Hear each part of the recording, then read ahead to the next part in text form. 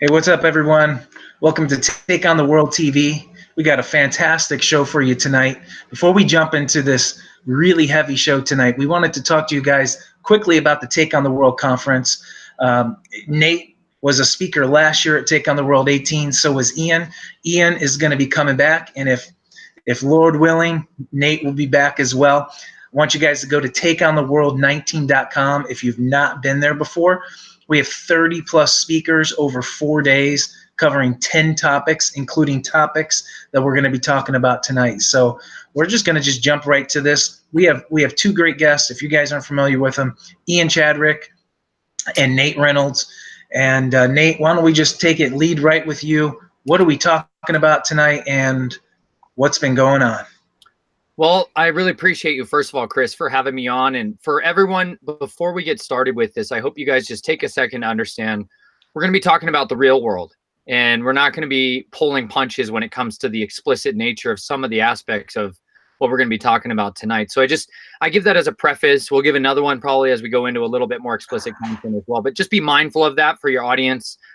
Just be age appropriate for yourselves. It'll be PG-13, but then in reality, some of this stuff's going to be absolutely the worst things you could possibly talk about. So just wanted to give that clear out of the way. But tonight, what we're going to be covering really has to do with, on one side of it, yes, the Epstein scandal and all of the tendrils of what that launches into, and really understanding more so the mechanics of what's actually happening behind the scenes that allows these kinds of activities to go on for years and decades and really generations afterwards. And so the reason I'm here to talk about this is because I was someone who was born into a world, into that underworld, where multi-generational families, inheritable wealth, as well as knowledge and keepers of secret wisdoms and traditions, practice those out through their own children.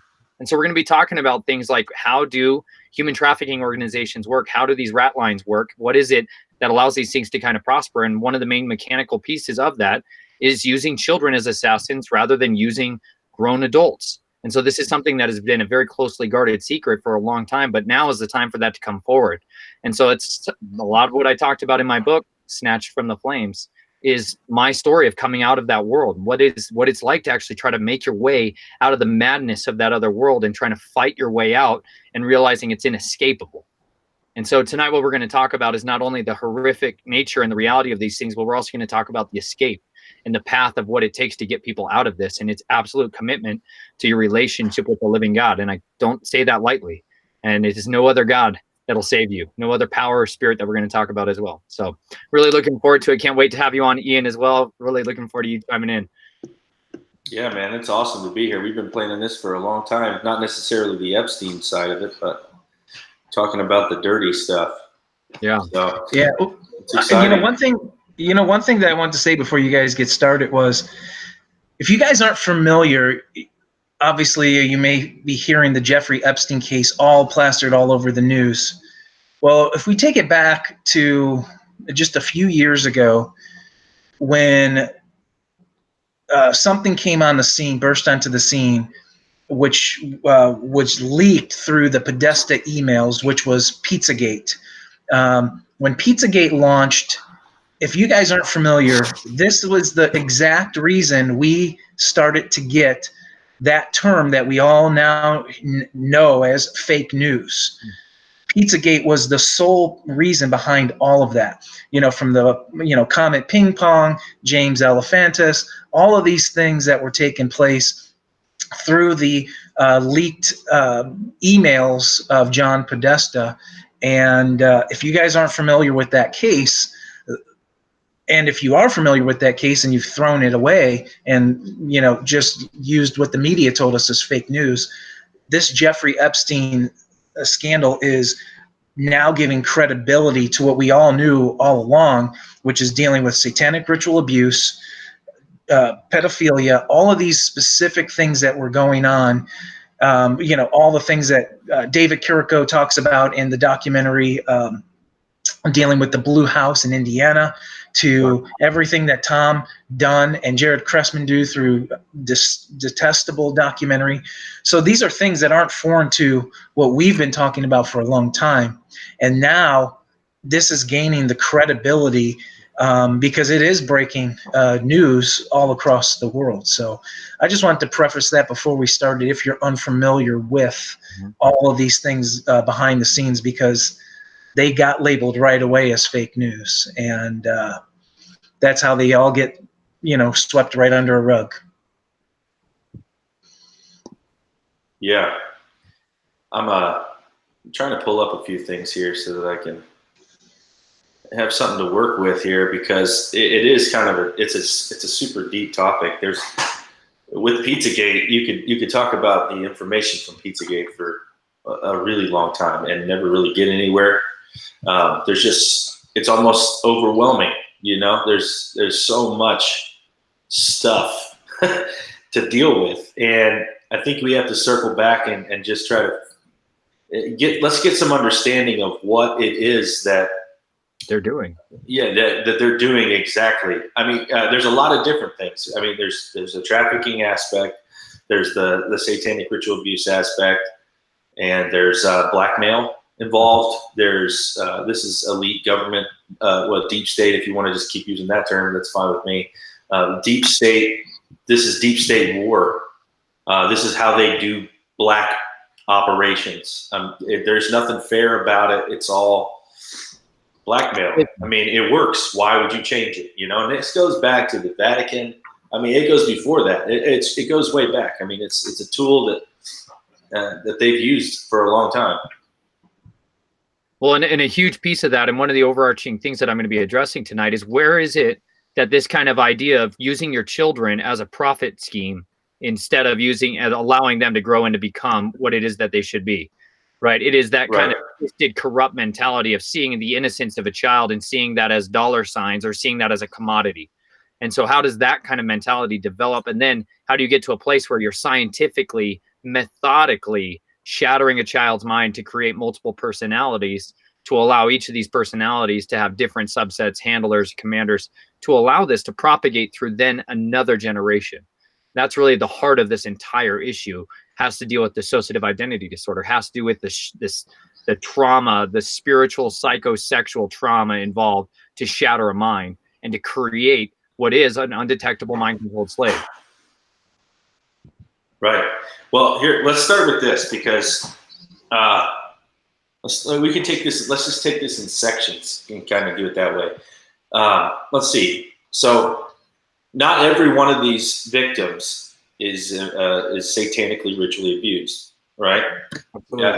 So, and a lot of these perpetrators aren't necessarily doing ritual stuff. I mean, in a sense, they're ritualistic with what they're doing, but not necessarily in some type of ritual formation or whatever term you would use there. Doing magic, yeah. Yeah, they're doing magic, but not necessarily. I mean, not all of them know that, though. Right. Absolutely, and most of them don't. Yeah, so that's the thing. We have to try to let's separate this a little bit. So there's you can't just say that every pedophile is mind washed or MK Ultraing their victims. Exactly. It's a process that occurs after that. I mean, it's definitely what causes the shattering, but it's not necessarily the ploy or the ultimate goal of the abuser.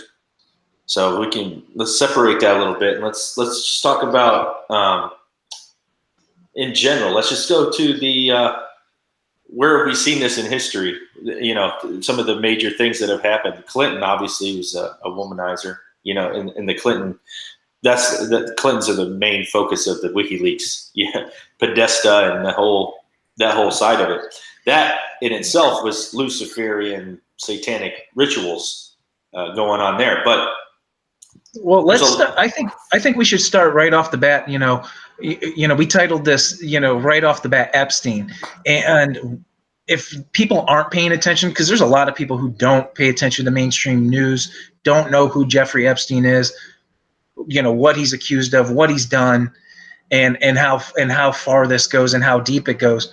Maybe Ian, if you could start there and maybe share with people, who is Jeffrey Epstein, who's he connected to, and what is he being accused of? Okay, so I think it was 2008 when the first stuff happened with this guy. So he got drugged down and in charges on sex with minors, not sex trafficking, but his charge was in federal court was for having sex with girls and trafficking these girls on his private jets.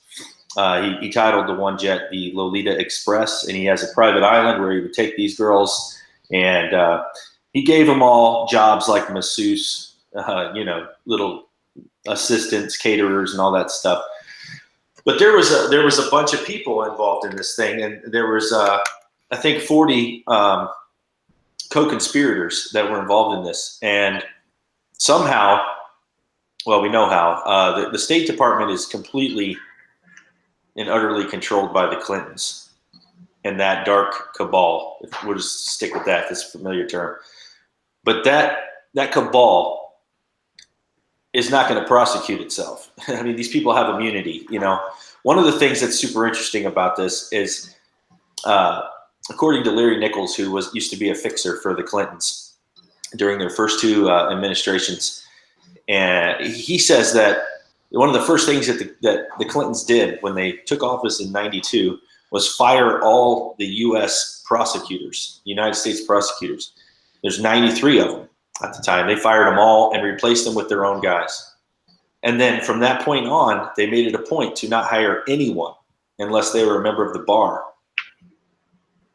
So that right there, it shows you how far back this goes, that they knew what they were doing. They were going to try to control the legal system because they were going to operate off book, and in the black. And there's no way they were going to let this come to prosecution. So that right there enabled what happened in 2008, where he got off. They gave him a plea deal because there was some nefarious stuff going on. Everybody thought it was shady because they thought he should go down hard. And he ended up getting a plea deal for, I think, I don't even know. It was like less than a year in prison, but it wasn't even prison. He only had to go there at night. Yeah. So he didn't even have to stay there all day. He got, free reign. It was kind of like house arrest. You had to sleep in your own bed type of thing.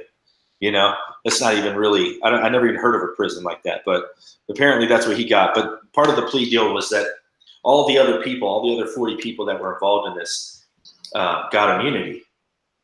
So it essentially just, died, and he did his little time and everybody forgot about him.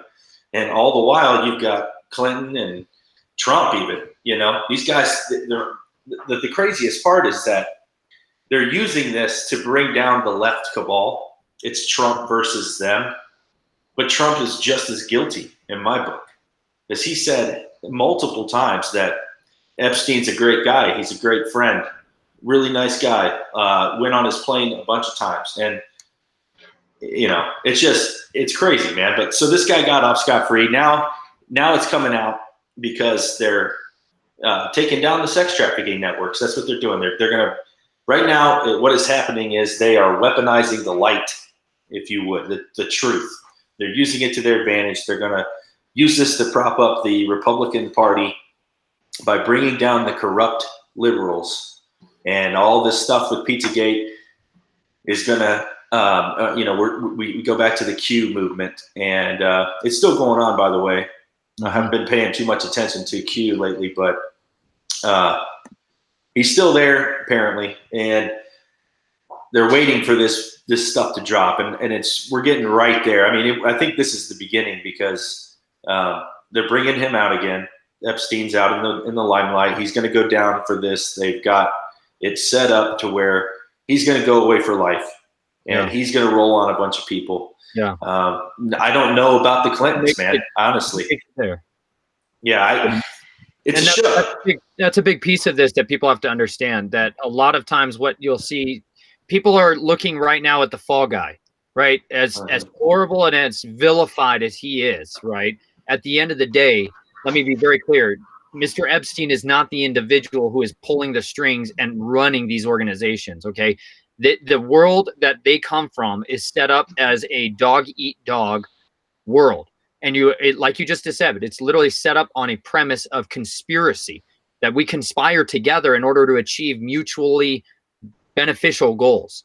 And so as of right now, they're throwing this whole, I mean, it's a huge media onslaught onto this one guy right now, as opposed to the rings of people that this individual has been a supplier and a provider to cater to and service their appetites. Because that's really what a lot of things that he's providing to people is basically being able to use the opportunities that he has, the network that you just talked about, Ian, this setup kind of underground grid that they've been building and developing for decades and decades beyond that, in order to allow this kind of stuff to happen. And at their choosing, these people really do feed people to the wolves, and they build it, design the system so that the story and the response is directed and controlled in a direction of their choosing.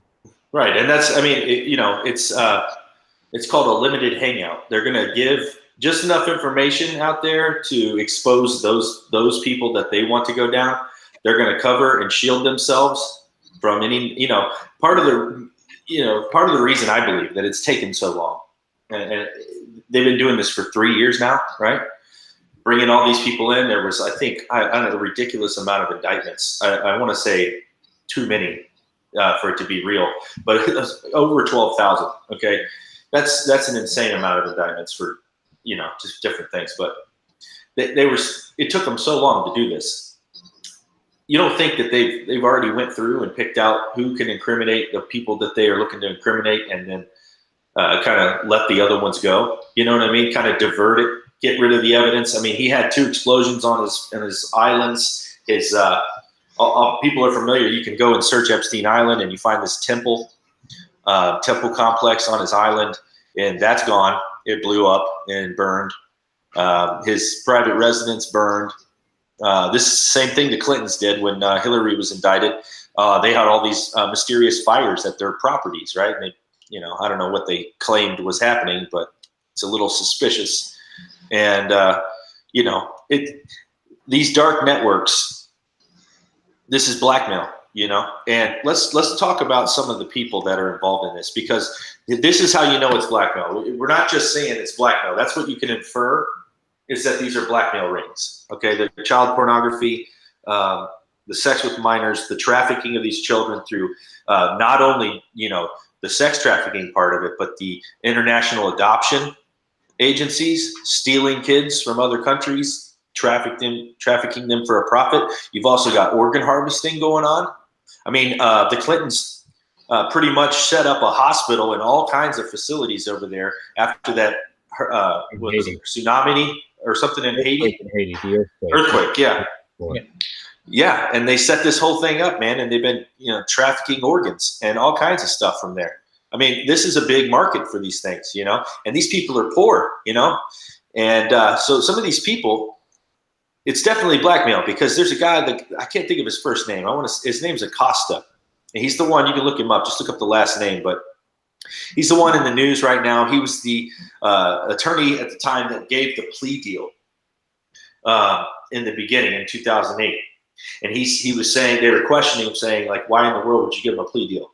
Pretty much. It was like a slap on the wrist. And he comes out and says, they came to me and they said, you can't touch him. He works for us, or he's part of the intelligence group. He works for intelligence. So he pretty much said right there that Epstein is covered up by some, intelligence network. And I would imagine it's CIA and probably Mossad, because he is a Jew. And a lot of the people that he's associated with would be, he's got really good connections with Prince Andrew over there in Europe and England. And then he's got Ghislaine Maxwell. He was the daughter of a publishing tycoon. This guy, I can't remember her dad's name. The dad is the British publishing tycoon. He was found right during this 2008 time frame when Epstein was first indicted. He was found dead floating by his yacht. So this woman, Ghislaine, his girlfriend at the time, was accused of being his madam, grooming girls, kind of like the Nexium thing, right? You got the. So real quick, let's just take a second and help people to understand what we're talking about when we say things like grooming, or like what you referred to as Bill Clinton's, basically helper cleanup crew kind of guy, and for people that are not as familiar with the Nexium case, there is a very, very publicized case as well that came out just about a year ago now that was beginning to deal with a lot of the Hollywood acting and actress scene and community having what is a finder network. So you have a group of people that want to recruit other individuals into a cult or into what is really a whore, to become a honey trap, someone who can use and manipulate people through social engineering and or through sexual practices to compromise them or to get information out of them, and thereby be someone that can manipulate that person. A lot of times what they're not looking for is just a basic prostitute. They're looking for someone who has above average intelligence and a capacity to be able to be influential on the people that they're around. That's what, when you're talking about a madam, when you're talking about an escort, and someone who is really trained in that craft, that's why you put people like finders in place. They're trying to find and recruit someone into this organization that will fit this base level archetype that they're looking for. So there's a actress from Smallville who was sorry about that.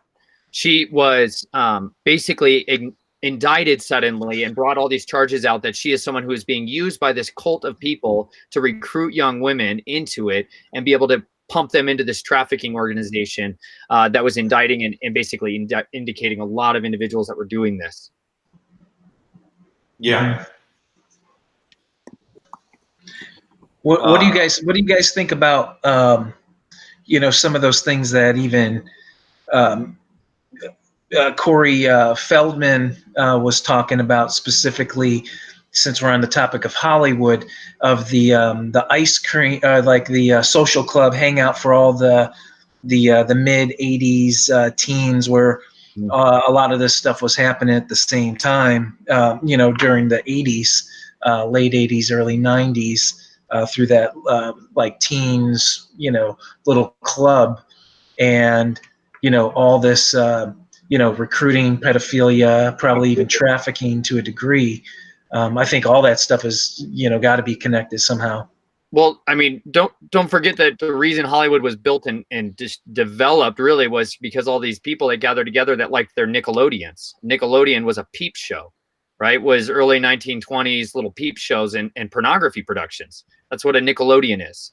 And so it shouldn't be a shock to people that the militant propaganda arm of the United States military, Disney, became someone that took shows like Nickelodeon and developed it as a kid series that would slime kids and laugh at it. Right. There is very much intentionality that's built into the shows that you're watching to show you that this is what we believe. This is what we value. And so when you look at Corey Feldman, I don't know if people have listened to his actual interviews and testimonies that he's come out with since this, but he really walked people through understanding the mechanics of parents and families that may have been good natured. Like you said, Ian, most families and a lot of the people that are involved in this are not necessarily going through mind control, ritual magic and demonic enchargement and all the other rest of this stuff that comes along with SRA when people hear about it. A lot of these people are just people who want to pursue and achieve a dream of their life, or for their kids, or be able to get money and fame, and they get ensnared by the cares of this world and the desires of riches, and that's what they wanted. And so they're willing to do whatever it takes in order for their kid to have that opportunity. And what happens is you have producers, you have individuals that are placed within the hierarchy in an organization that are just what I described earlier. They also are recruiters. They're looking for kids and people that would be vulnerable and susceptible to a sudden influence of a strong male figure in their life, or somebody that's going to help open doors for them and take care of them and provide for what a lot of them don't have, which is a strong family relationship dynamic at home. Otherwise, really, most good parents don't shove their kids inside these Hollywood rooms for a reason. Do you know what I mean? Because under the ground, everybody knows that there's a lot of things that have to do with the casting couch, and it involves little boys just as much as it does teenage girls. And that's kind of the premise of a lot of the big secret in Hollywood, is that homosexuality and anal rape is the door, is what you got to do if you want the door to be open to you, especially as a male, especially especially as a child actor. Yeah, and we can get right into this. So what they're doing there, most of the time in Hollywood, the big executives that are the ones taking advantage of these kids. Granted, there's low-level guys that are pedophiles that are in Hollywood, right?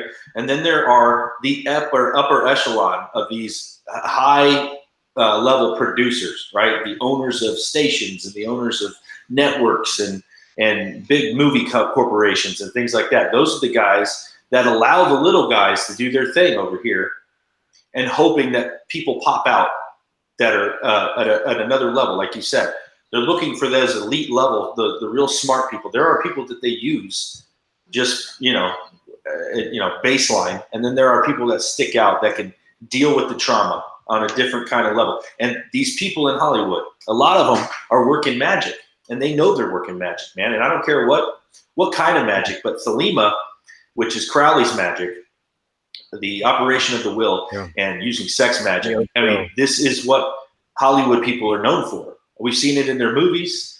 You can read their books, these biographies of these producers and things, and they talk about this kind of stuff. I mean, everybody's familiar with the Star Trek guy, right? I forget what his name is, but in that big seance with 9 people, getting the download for Star Trek and all, they believe they were channeling this Council of 9, right? Yeah. And part of the things they're looking for in some of the people are people that are better at channeling, people that have psychic abilities. These are the things that recruiters are looking for when you meet with a talent scout. There's all kinds of things that they're looking for. Different people know what kind of abilities that people have and a predisposition to be a highly influenced individual, someone that can be controlled very easily. Right. Yeah. And the Weinstein, he's connected to Epstein. I mean, they're good buddies. So, this is just like these dark occult magicians, sorcerers or black ops sorcerers, whatever you want to call them. They don't all know each other necessarily, but they are. Some do. There's a lot of circles of magic, and you make connections, just like Masonic lodges. You probably don't know every Mason around the world, but you know a few, right, in your little group. And the higher levels you get, obviously, like if you're like Prince Andrew, you're going to meet a lot of high level Masons from all around the world because you can. You know what I mean? And those are the kind of things those are the bigger networks. Those are the bigger fish. But that's also, I don't think those people are going down, man. That's who we want to go down. But I think what we're seeing right now is leverage. They're just leveraging the small fish. They're gonna. Epstein's just a small guy. He's just a player in a black ops brownstone operation where he's working for Mossad. He's working for CIA, whatever he's doing. But he has girls and boys. I think it's mostly girls with him, but I don't really know.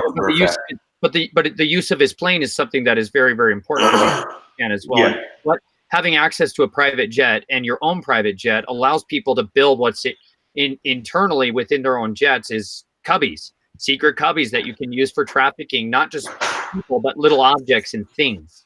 Yeah. Okay? Well, I think it's interesting too with his plane. He flies he's got several planes, but the Lolita Express is a 727. It's a Boeing 727. It's interesting because from what I read, it's an older plane. It's like 70s model, and it's super expensive, more expensive to fly. And most people don't understand why he still uses it because I guess it only has like a 300-mile range of flight, and he's flying it all over to different countries and stuff and using up, it's just super expensive and inefficient really to use that. But a lot of speculation is that he possibly has something on board that plane, some type of kit or some type of technology, if you want to say it that way, on board that helps with what he does. Either it's a production studio where he's manufacturing this child pornography on mass levels, these videos, maybe they're snuff film. I don't know what they're doing on that plane, man. But also, it could be possible, if this is a brownstone operation, that one of the things that we know happens when they traffic these people in operations like this, they track them. And so, what some of the tactics that they use is putting trackers in your teeth and fillings and things like that. And we've seen pictures of these dental chairs, that were found in the Pizzagate stuff, just in random basements, and yeah, it's a dental chair. And yeah, I don't know, the guy could be practicing dentistry on the side. Maybe he just likes the look of it, or maybe he's using it for something. Maybe they're tracking people. They're putting these things in their teeth. You can easily strap a kid into one of those chairs and torture them. I mean, or you know what I mean? I mean, there's a lot of things you can do, and maybe he has to have that plane because he's got a setup in there. Well, and more likely than that, and most of the time, anytime my family members and I wanted to do any type of smuggling and trafficking like that, and someone was operating out of a jet, what it does is it gives you an opportunity to move all kinds of cargo into airports that are generally unmetered and or unregulated in a lot of ways. So they call untowered airports. And so you can land these things in very strategic places. Now, him having a 727, he's going to require a completely different runway. But what he has is access to an entire independent flight crew that basically, more often than not, are very well trained smugglers for himself, and people that are doing deals behind the scenes, while Epstein and others that were on the plane have plausible deniability and are away from it.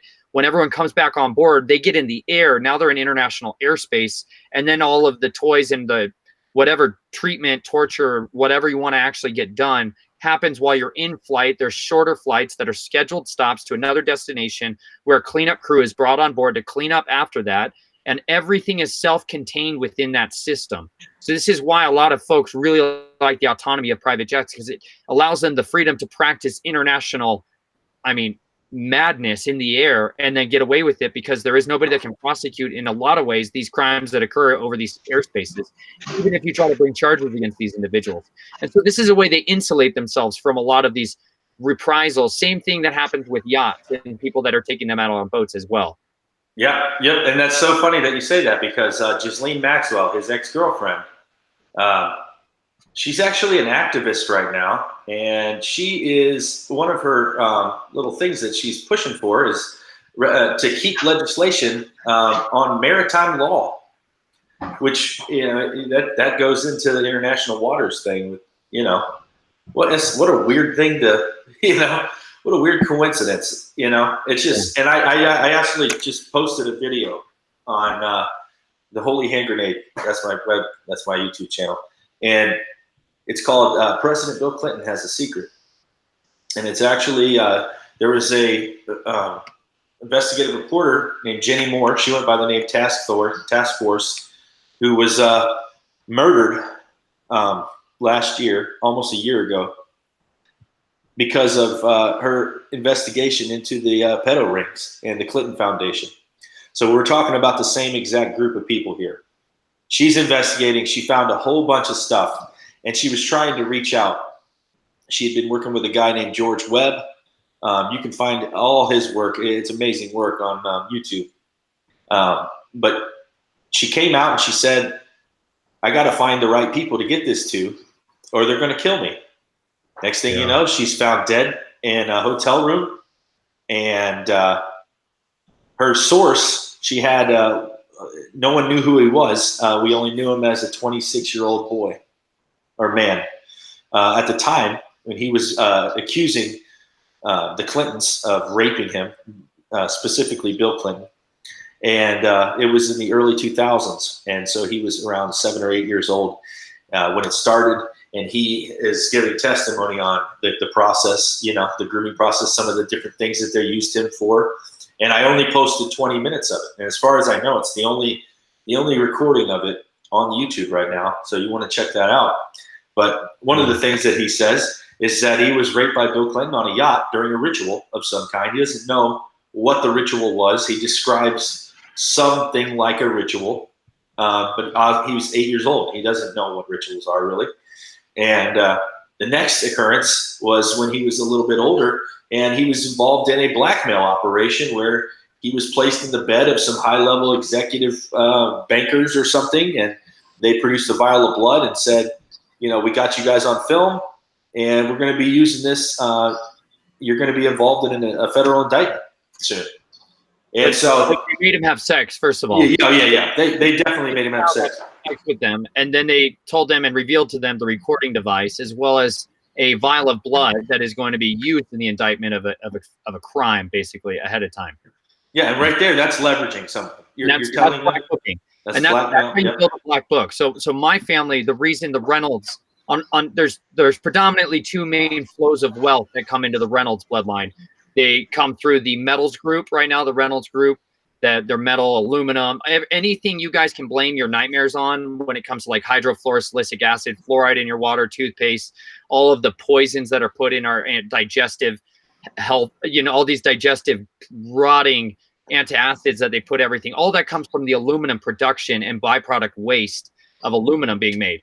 And so the Reynolds family makes it through that. The other major area that they make their wealth through is through drugs. So tobacco, W.J. Reynolds, and a lot of that dynasty that flows through there. These are massive wealth coming into it. But the rest of the Reynolds, a huge swath of the Reynolds, make their money by producing black gold or black money. So currency that is off the books, and it mostly comes exactly through things like you just described. My family chose that path for me. They like the left-hand path. They like embracing it. They like chaos magic and sex magic that involves horrific things that you then document and you capture on film that then you use as a leverage tool later on or immediately. Oftentimes it's something that you literally build dossiers on people and then you sell those to other people, like their own team that wants that stuff out of your hands. So you sell that stuff away, but they would traffic in secrets. Secrets are the currency that fuels this underworld in a totally different way because they buy you leverage on your opponent. And everybody in this world is, like I said, they're genuinely seeking one little thing that they can do to etch out their opponent.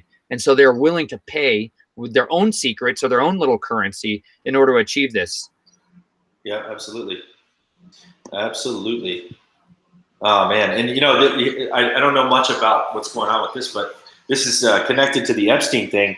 I know that Ehud Barak, who was he's an Israeli. He used to be the prime minister, I think, before Benjamin Netanyahu, and he runs like an intelligence, or he did. I'm not really sure what exactly he does now, but Netanyahu's coming out and trying to throw this guy under the bus, saying he's got connections to this pedo stuff and Epstein. And I'm not really sure what the play is here, but it looks like a Zionist plot because it looks like the Mossad and, America, Zionism, is kind of trying to unite itself here to expose pedophilia, right? And expose this stuff. Yeah. Right, but we all know that they're involved in it as well. There is a secret right, people.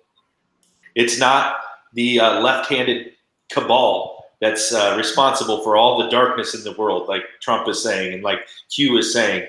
Once the liberals are gone, everything will be fine, right? That's far from the truth, bro. And we know this, and we've been talking about this for a long time. The connections to the Republican side of things in this realm, it actually goes, it starts in the church. Absolutely. And this is the most sick part of this whole thing, is that here we are listening to these hypocrites exposing darkness when they're covering up even more and greater dark. I mean, think about this. America's been at war ever since it's been a country. And America, they constantly throw this, it's founded on biblical principles and we're a Christian nation, yet they go to war and they just ravage these countries. And everything that happens, it's the ends justifies the means. Everybody that dies in this is just a byproduct, a collateral damage. The ends justifies the means, right? And we take advantage of all these countries. We just slaughter the people. We traffic the organs. We make the profit. We arm the terrorists, and then we go send our guys over to fight the terrorists, just so that these corporations can make money and just fuel their thing. And that's the thing we cannot forget. And I could show you far more connections on the right side of things and it's sickening because it goes into the churches. It goes, Douglas Coe comes to mind right now. Yeah. Douglas Coe. Let me find this guy. This is crazy. You can go ahead and start diving into if anybody else wants to actually dig their claws into everyone else that's had these private jets for a reason. at different times in their ministries. Those come along at very key moments, along with private donors that are helping to supply that. So the church in really the modern Christian church is a massive business franchise that is designed to wash and launder money, just in the same way for intelligence agencies, for little groups that run these kinds of undercover operations that are trying to do massive social engineering campaigns, political campaigns. Churches wash your money. They're laundry organizations, just as much as a Hollywood production studio is. This is why the Defense Intelligence Agency or the CIA will sink $100 million into a film production, right? Why is it J.J. Abrams is going to get, $600 million of financial support and kickbacks through his military contracts in order to produce a film that advances a gospel, a doctrine, an ideology that puts forth what they want people to believe, that tells the world a message, at the same time hoodwinks them and totally drains them of their own kind of energy and depletes them and uses all that fear and that terror to draw it out and to create the big bad boogeyman that we send our soldiers to die for. So it's like you said, Ian, this thing is very much something you got to kind of take a piece at and try to pull all those threads out. So for each of you that's trying to learn about these things, or if one of the things we're talking about piques your interest, what is the gentleman's name who did the documentary that was Josh Reeves? Josh Reeves. Josh Reeves does an extraordinary job of actually breaking down and understanding this kind of right-wing side of this. Yeah, it's called The Secret Right. Called The Secret Right. And the Spellcasters episode that he did as well is fantastic for helping people to understand how this actually progresses through. You'll have this, the phoenix is the same bird. You can get a left wing or a right wing. It doesn't matter as long as you're on the same fiery tree that's burning for the evil one, So they are literally all funneling into this same system.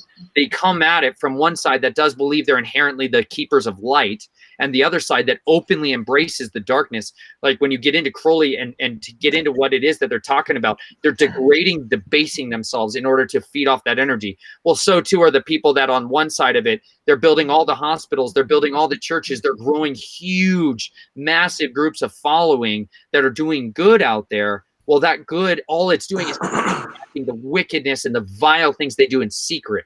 So they're obtuse in that. They show one face that is completely different to the world. They're people that believe that duality and the balance at the end of the day, the scales is all they need to worry about. Well, here's another thing.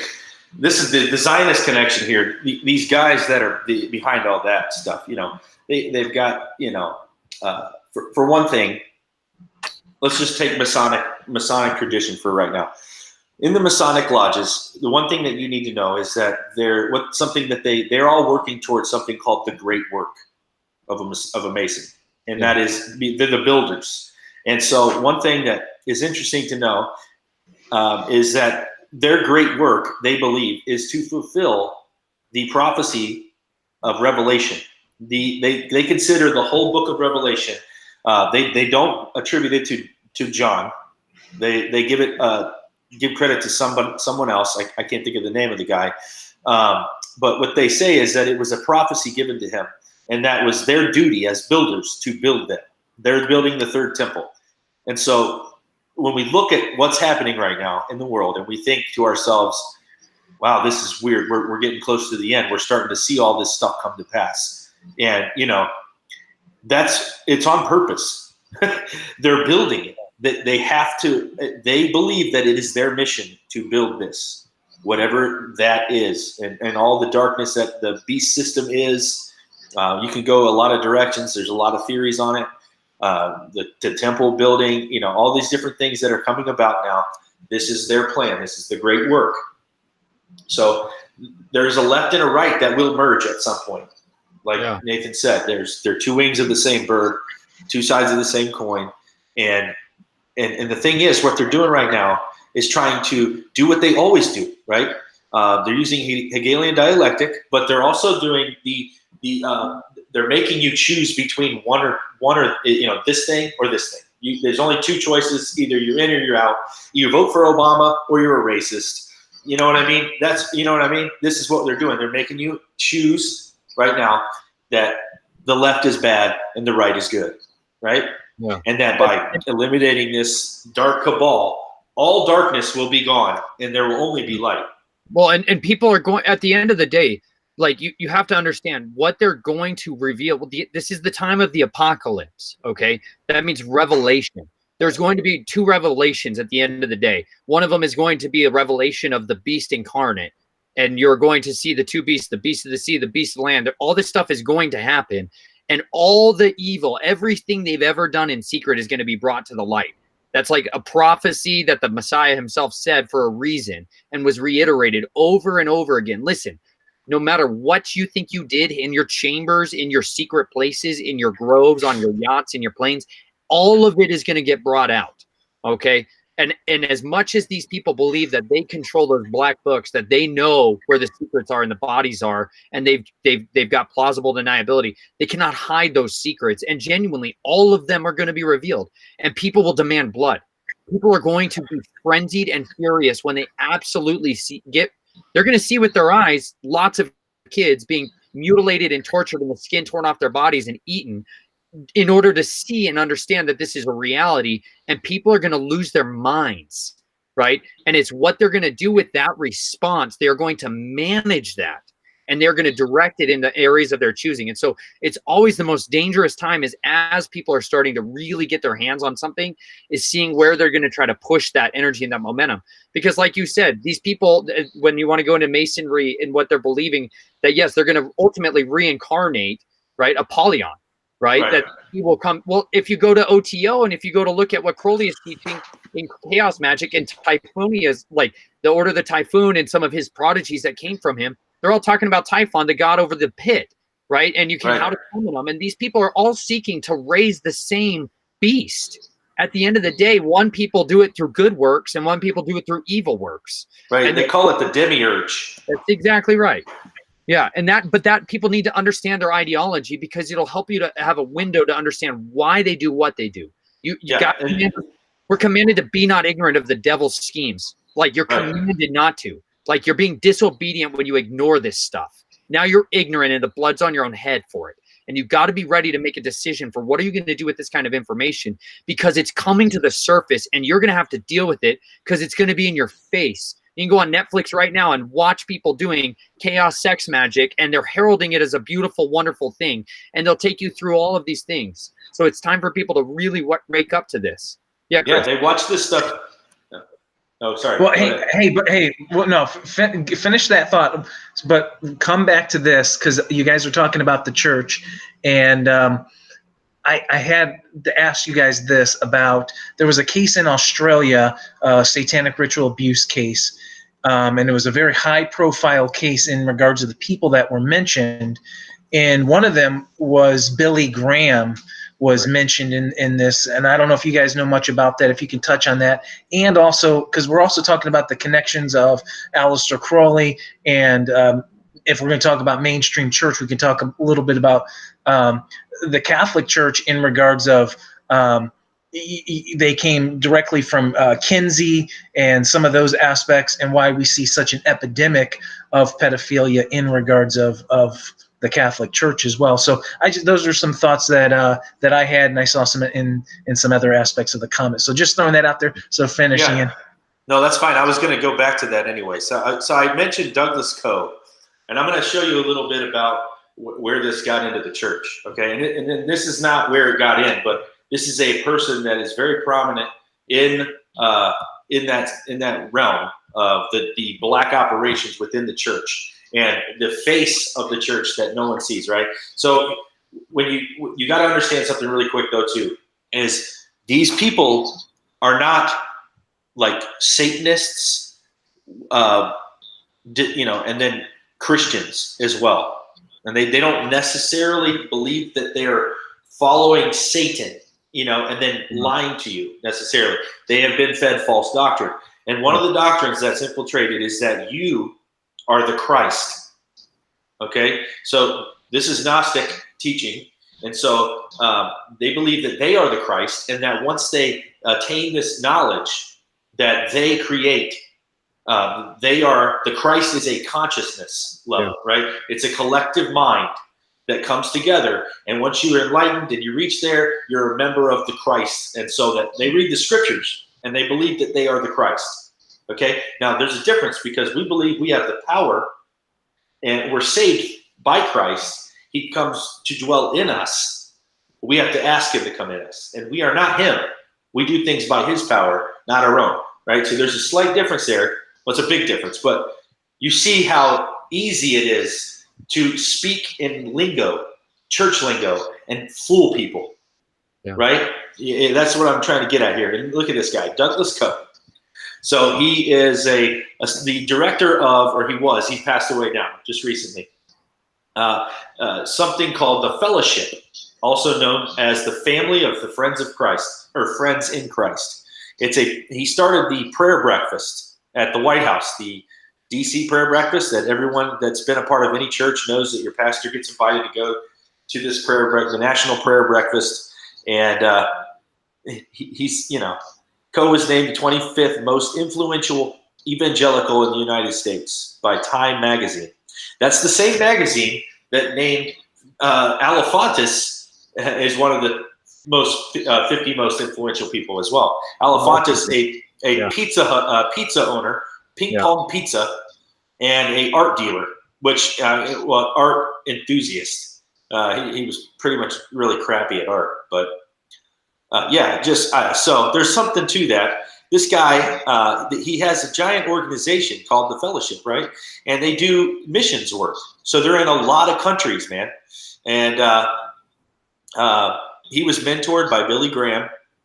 It's just let's see here. He worked with Young Life and the Navigators in 1958. He just, he's a big player in DC, and all these different groups that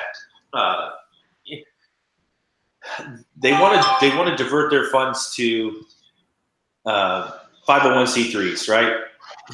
And so everybody wants to give back, right? So they can get a tax break. And so this is exactly what we were talking about, the laundering. And it also sets up networks, just like the Vatican network. You've got the Vatican has these Catholic churches all over the place. The Vatican network is, the entity is what they call it. The entity. It's the biggest, the best intelligence network that ever existed. And so, the church plays a huge role. We're almost like, like you said in some of your other testimony videos, children look innocent and they can get in places where adults just can't go. Well, the same with missions workers and Christians, right? It's. I don't know anything about the case necessarily in Australia, but Oh. But I think you hit on a really good point, though, of understanding for people to really get their minds around this. How do these things operate when it came to the church getting infiltrated with this? So on one side of the aisle, you said a very true thing, Ian, that most of the people that are involved in this stuff do not call themselves Satanists and are not Satanists. And it's the lack of, like I said, it's the lack of understanding and any knowledge when you talk to most Christians that makes them idiots in the minds of people that walk in this world and walk in this understanding, because you don't understand that these people are not just blood drinking Satanists out there worshiping the devil at night. These people are sophisticated, passionate, are intelligent people that love and live a normal life on one side of the coin. And at the same time, they are absolutely dedicated to their faith, and their faith allows them the ability to engage in deceit, in subtle crafty behavior, in lying and manipulation and cheating and stealing to get their ways. They're allowed to do that stuff within their practice, and some of them are trained and taught how to do that as well. But most of these people are not in the incarnate face of evil. And because of that, they're just good Christian folks for a lot of them, and they go to a Christian church, and at the same time, they're sent in there with ulterior motives. And a lot of times it's to gain the trust of a pastor or of the wife of a pastor or of the friends of the worship leader, and become ingrained and mesh themselves into that group and that society. Become it. You become a part of it, and you live and breathe and make that your identity, and you are able to move within those circles now at your will, at any time you want. Because once you get a referral from one pastor that you are super helpful, man, you go on to the next church, and the reality is you're building a resume so that you can actually infiltrate your target in 3 years. And that is how a lot of these organizations will operate, and they're able to compromise churches because they practice this.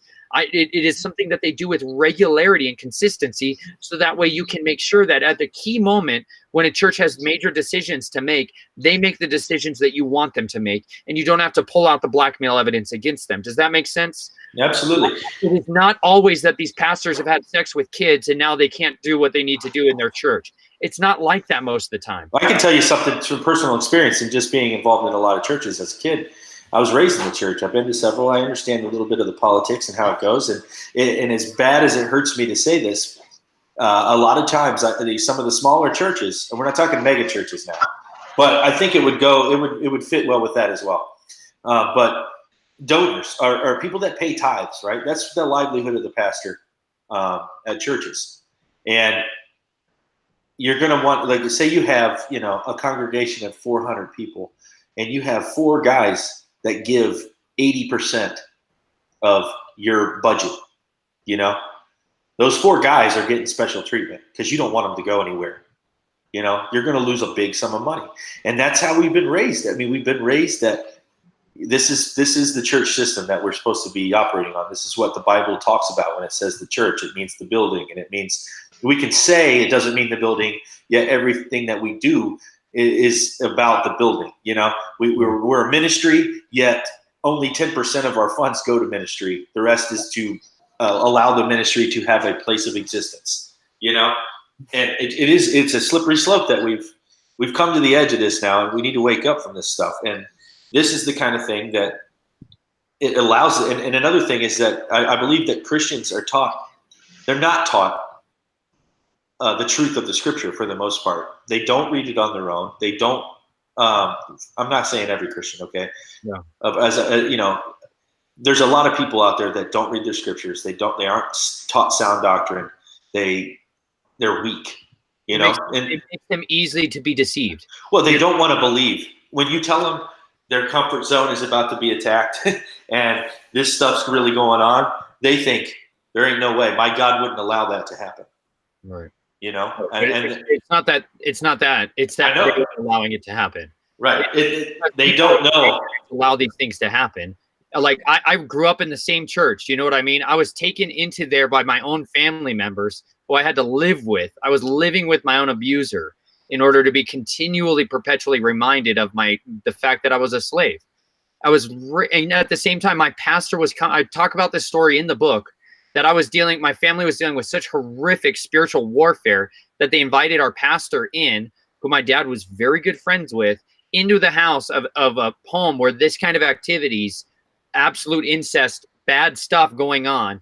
And at the same time, that pastor did, he walked around the house and he ended up saying that there weren't demons anywhere in the people that were in the house, but he thought they were in a poster that was on my wall.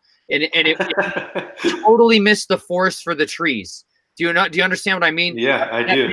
That I had a lot of anger at the Christian church for many years of my life. And at the same time, that man was a product of the people that manipulated him into false doctrine and understanding about authority and his ability to gauge in a situation. I don't condemn that man, but it is intentional, strategic destruction of the body of God so that you can make sure that body is full of poison. That it has no firm foundations. It has no foundations to stand upon. So anytime a threat comes into it or a problem happens, it can be destroyed. And that's what Jesus said. Listen to me. Satan can't cast out demons by himself in that way unless he be divided. That they do not divide their house unless they do it for a very specific reason. We divide our houses continually in our religious sects and ideologies, and we devour each other over doctrines that really, at the end of the day, are not divisive. They should not be that which breaks us apart. They are things that should be things that allow us to bend around each other and move around each other without being freaking out over it. There's so much division that is intentionally built into the system so that we would not be cohesive, so that we would not be united in a vision and a calling and an understanding. But the calling is very explicit in Scripture. It's very clear what it is. If my life doesn't live up to the principles described in this book, you need to make sure to know that I'm not following this book, and you can't gauge me off of that. I would much rather work with worldly people who I know I can't trust to keep their word, who I know are backbiting and doing those kinds of things. The problem is the Christian church is so impregnated with a hypocritical, divisive doctrine that it is impotent. It's impotent. So my family was stuck. I was stuck in that world and never wanted to go out and reach out to people and ask for help in the church, because I knew without question, I filmed and documented sexual abuses happening inside churches, Christian churches, Holy Spirit-filled churches, that we would engage in sexual practices on their altars that the pastor would stand on the next day. And they wonder why there's breakouts of not good things coming into the Christian church. It's because they're woefully asleep and intentionally asleep. Yeah. Yep. We got our work cut out for us, guys. But you guys are doing that right now, like what Chris is doing by having people on to the platform that he is inviting people onto a stage and talk about these things and expose what's being done in the darkness, but to also offer people, listen, none of this is all corrupt. They're never going to offer us the solution that's going to work. This world will never produce for us the hero that it's being designed and cultivated to give us. It will be the worst incarnate problem that this world has ever had. At the same time, the world will love it more than ever before. And we ourselves are just as vulnerable to being influenced by someone of such magnificence and splendor as this person that will be cultivated to be the one who rescues us from all this madness. Because the world is going to demand an answer. The world is going to demand justice, right? They will demand that these people's heads are rolling, right? And it's that frenzy that they get people into, that you get a character, just exactly what Hitler did, that very strategically, to create such a massive problem that it would take the system, the entire state itself, the nation, the people of Germany to rally together to destroy that evil and to find its every tendril and burn it out of their society. We are all just as vulnerable to that. I had that same rage in me because of the abuses I saw. So I took that, and they would point me at a direction and say, this guy right here, here's his dossier, Mr. Gray. Mr. Gray likes having sex with 6-year-old boys, and he likes making sure that their brothers or their sisters watch it. Okay, they would get me all angry and needing to avenge this man, and I would go out and make sure that guy looked like he had a horrible heart attack while he was eating his meal. It was very, very easy to make somebody have an accidental drowning.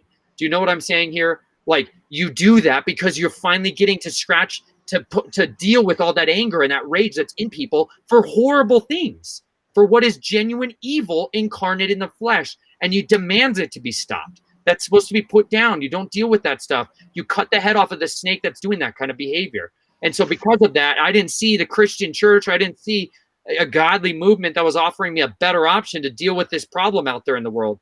But I absolutely believe that the cure to that is forgiveness. I'm not saying that justice isn't served. I'm saying forgiveness for the heart of the people that have been perpetuated this crime on, the victims, the survivors, the people that their lives have echoed from that one incident.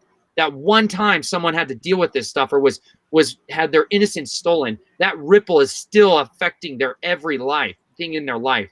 And these people need to be held accountable for that. However, we need to be very intentional in understanding, be slow to anger, be quick to listen, right? Be slow to speak. There's a reason we need to take our time and evaluate what's happening, lest our emotions be caught up in that and we go kill the very people that had nothing to do with this.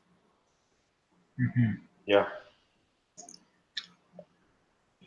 I wanted to take it back to, what can we do? And I know we'll probably end the show on this, but and I think that's going to be really important again of reiterating, what we should be doing in regards to these topics.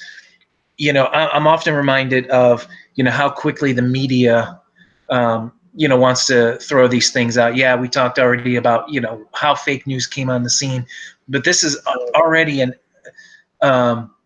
we can go back to the 1980s and look at the Satanic Panic. Every case was made out to be some sort of joke, whether it was Donahue or the Geraldo Show, whatever all these things were connected to, right? Even the case of Ted Gunderson and how he's no longer here. And if nobody's familiar with that case of Ted Gunderson, of the preschool or that he was investigating, unbelievable stuff, right? And if you guys are familiar, if you guys aren't familiar with that case, I mean, I think all of these things are so vastly connected, but they all get swept under the rug. And my fear is, is Ian, you said earlier, Epstein is small potatoes here. And the big guys aren't going to get taken down. It's all going to get swept under a rug. People are going to move on. They're going to forget about it. And that's where I think for us, moving forward, why these things are so important, not only to gauge our families and guard our hearts and those that we walk with and who we let in, because it's all around us. It's in so many avenues and so many angles. But yeah, I want you guys to touch maybe a little bit base on that. We'll come back to it at the end of the night, but I think it's a good way to reiterate, change isn't going to come. I think that's what, when you watch this little group of the media, alternative media, whether it's, Trump supporters talking about draining the swamp, and everything's going to get fixed, and the patriots are going to come in, we're going to overtake this country. I think that's where everybody's leading, but biblically, I think that is the furthest thing that's actually going to happen, and the furthest thing that we should be looking towards. Now, yes, we need to put bad people away, no doubt about it, but there's something spiritually here that's happening, and that's what must be first addressed, rather than just, this quote unquote draining of the swamp, and retaking over this country. Because, I'm always reminded of this song. My allegiance isn't to, to this flag, but it's to a king and his kingdom. And it's not the kingdom of this world. So I'll let you guys take over there. Well, one of the things that helped me is realizing that you have more power than you think you have. You are actually the only hope that these people will have. If they come in contact with you or someone like you, that could be the only way that they get out of this. So it's up to us. I mean, this is our mandate. This is why, this is what we're fighting. We have neglected to understand the fact that this is a supernatural spiritual war. It's not a physical war. Everything they want us to think about is your physical safety, your physical comfort bubble of the United States, and just ride this thing out. And we go through bad spots, but we're going to come out on top. Good triumphs evil, and all the while you're sitting there not using the authority given to you, and then when men's hearts fail them for the things that come upon the earth,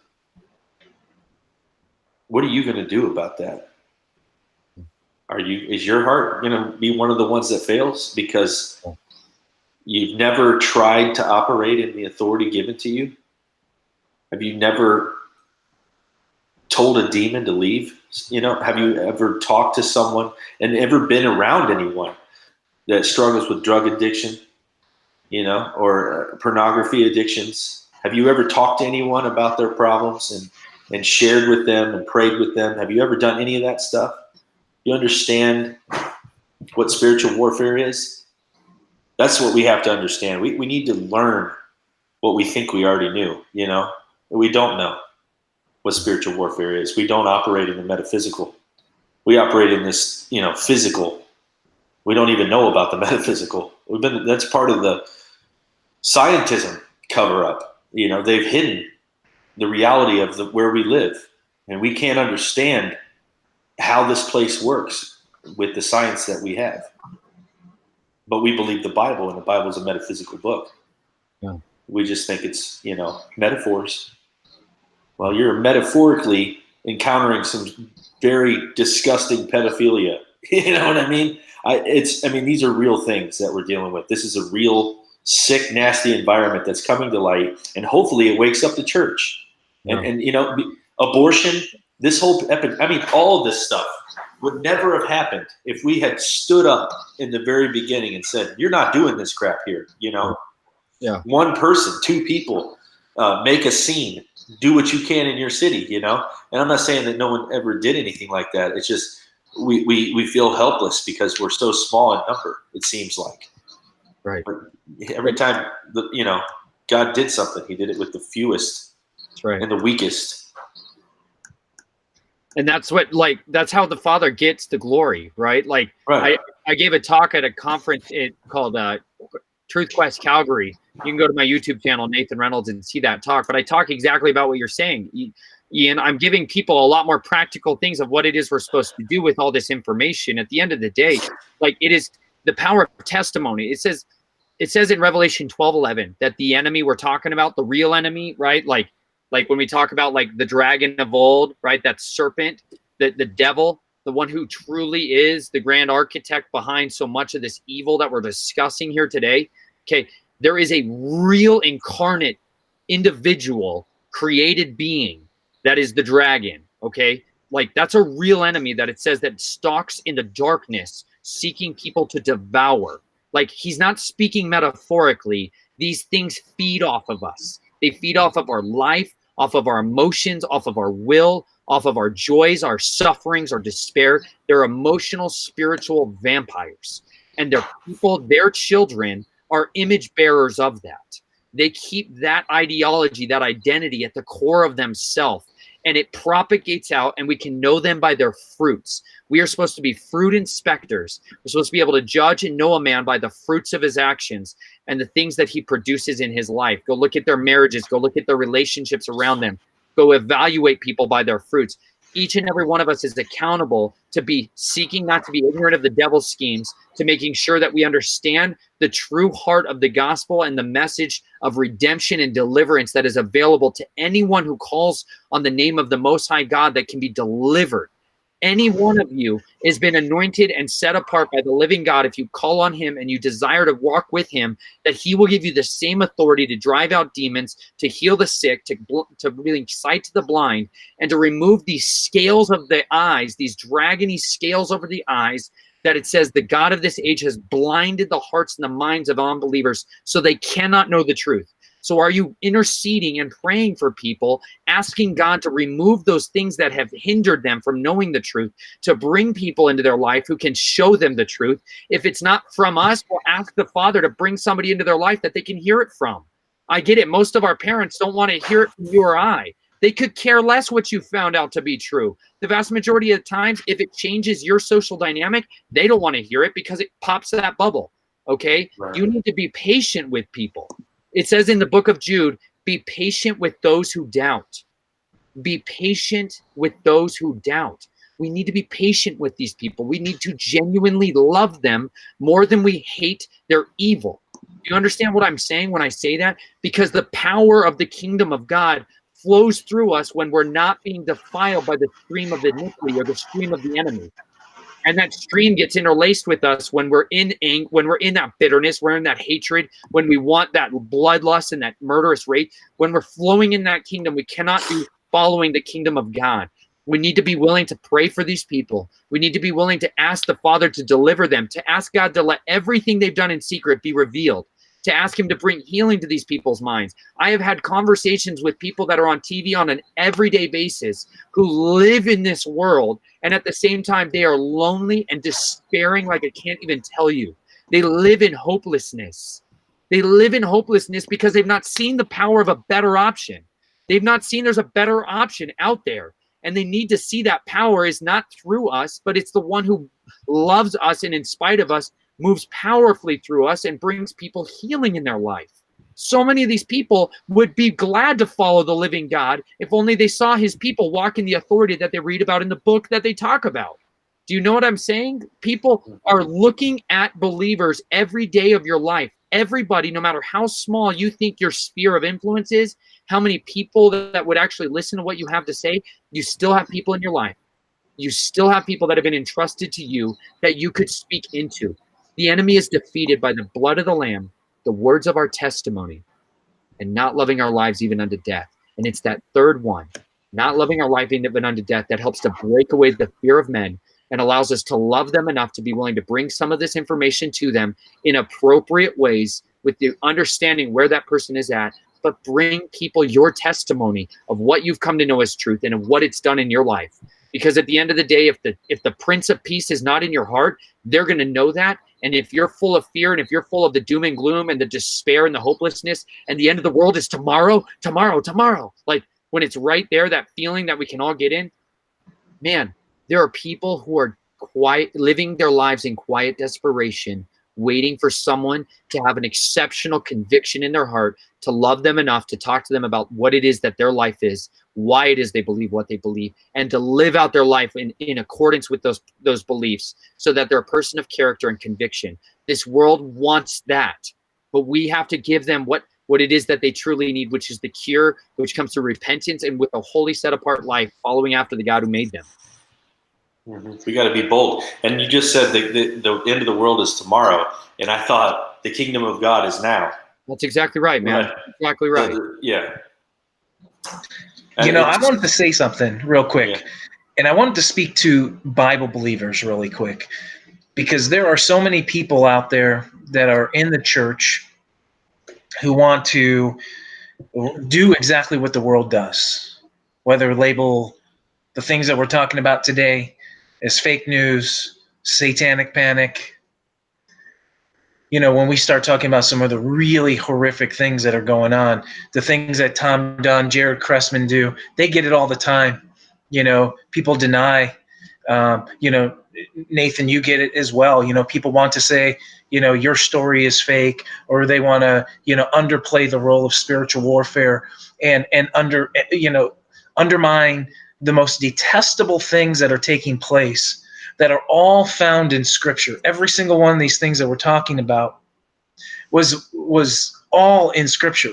Some of them are the very reason that, you know, God divorced Israel over, you know, the sacrifice of children, right? You know, I encourage anyone who believes in the Bible, who has a hard time with these topics, you know, understand where they, you know, where these fit in a believer's walk, not to be crazy or, you know, taking it down the path, you know, of fear.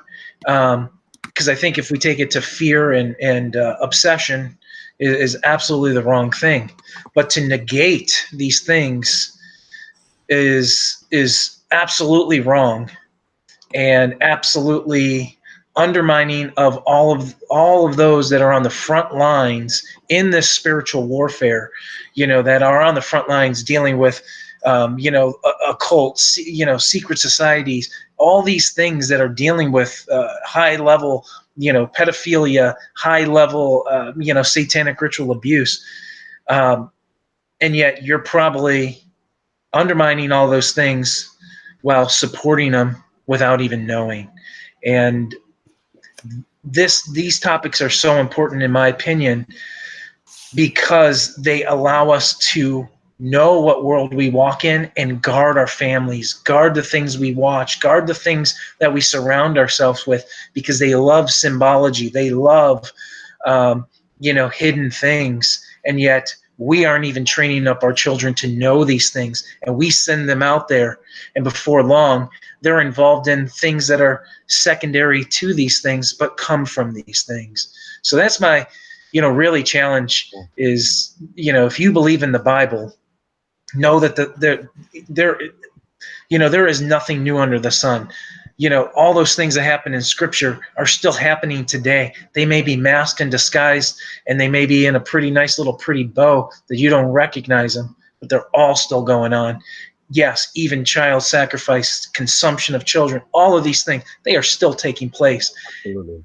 And our Scriptures tell us this.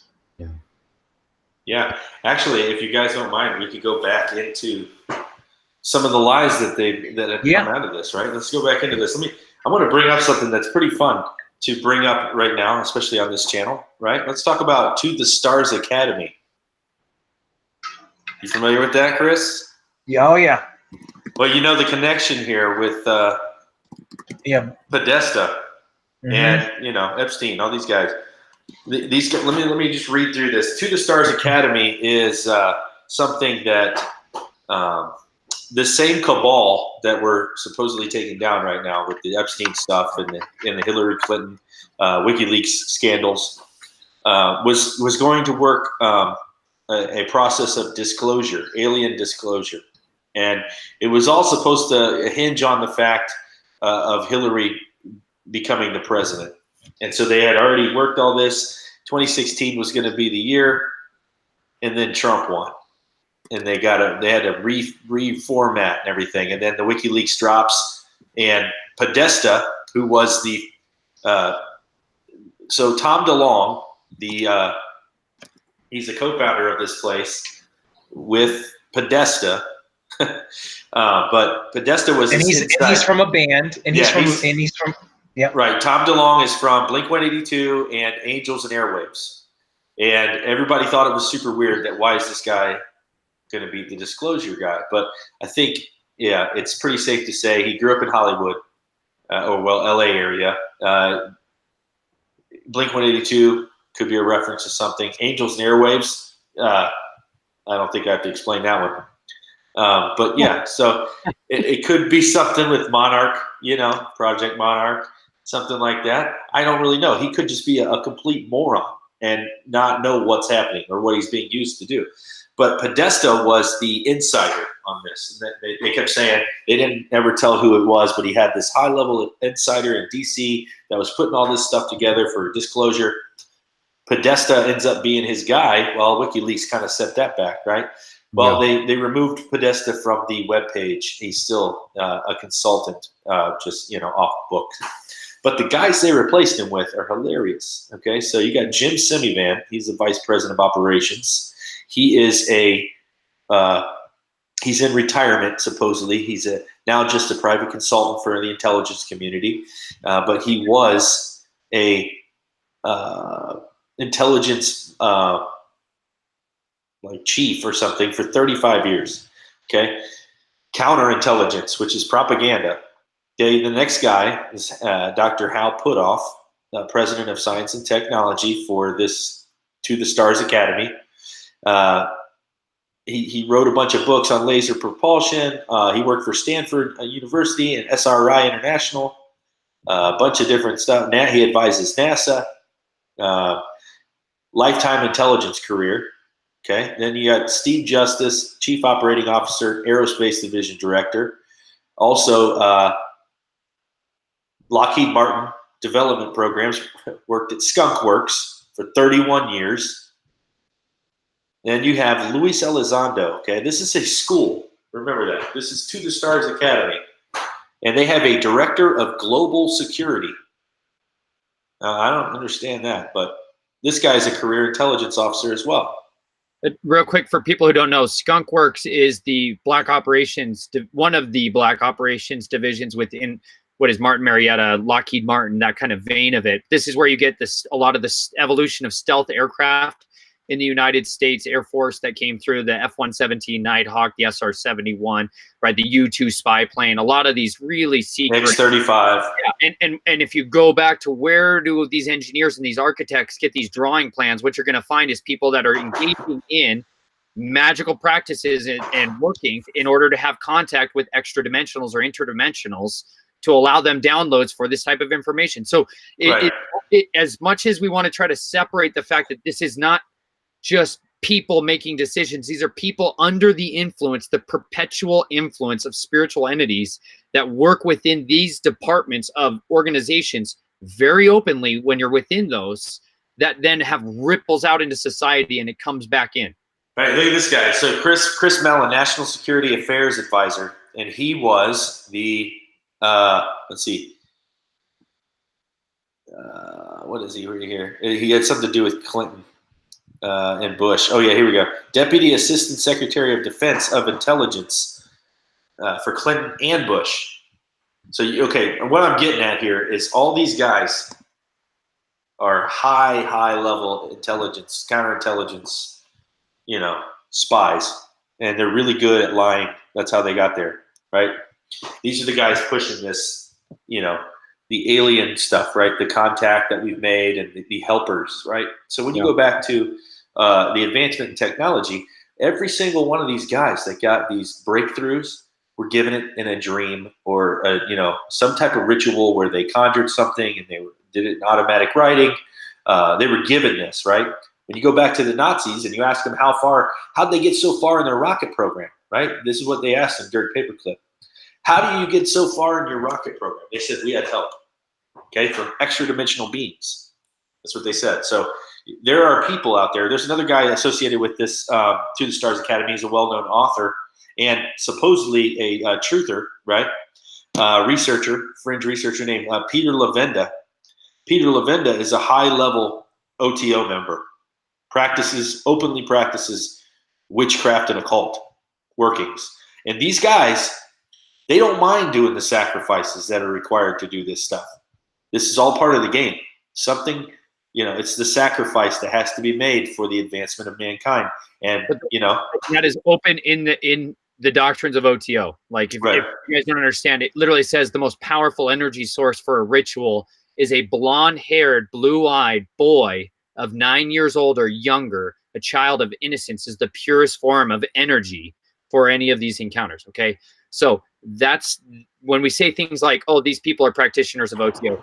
Each magician is a different kind of breed, right? But within their doctrines, this is what they are totally willing to understand, that this is exactly where the purest energy comes from for that magical working. Right. And they believe that they are changing reality, right? They believe that when they do this magic and they operate with this technology, that they're changing the reality of this, what we live in, right? They're able to do that. We have control, and we actually do have control of this reality. We just don't know we do, but we've been given the authority through the will of Christ, right, to do things. So they do things through their own will, and we do things through Christ's will, God the Father's will, right? Christ came to do his Father's will. We're to follow Christ and do things in that. So your will plays a huge role in this thing, but it's easily something that the church is, deceived on, the will, if you want that Ferrari, right, you pray it in, you pray God's blessings in, you get all this stuff, right? God wants you to be happy here. And this is one of those tricks that keeps you, stuck in this useless state where you're not effective. You're not effective at helping anyone. You're just kind of riding it out and you don't know what's going on. And it's easy to stay in that comfort zone and not want to hear about any of this stuff. And we're about to deal with some disclosure here. And this is all connected. The pedophile stuff, the ritual sacrifice of children, the MK Ultra, the programming, the mind control. We're going to have a dark awakening here soon. There's an army of Antichrist. There's an army of Satan that goes to war with God when he comes back. When Christ comes back, there's an army. Where is this army coming from? Right? I don't know anybody that's willingly signing up for this army. Yeah. But it's being built. Yeah. It's being built. But there was a time in my life when I did sign up for that army. And people have to understand, like, you be a marker of the beast, man. And like, you give yourself over to this stuff. It's not a joke. You become wholly committed to this ideology, and you absolutely believe you're going to be the one that brings Christ back. That's this deception that you believe. You really believe you don't believe you're the architect of destruction. You believe you're bringing to ascension the one who's going to bring things back to order, right? The one who will pull the earth and rid it of all this filth. And so you're so wholly engrossed in that you pledge your will. When I was 6 years old, my family shoved me in a freaking room to advance a Knights of Columbus from second order knight to a third order knight. And they did a crucifixion of a man, and they stripped his beard and beat him bloody, and then made me participate in the crucifixion of that man. I called upon a power during that ritual to give me the ability to try to fight back against this madness. And I gave my will over to it. I was a child. They're telling me and guiding me through this and how to do.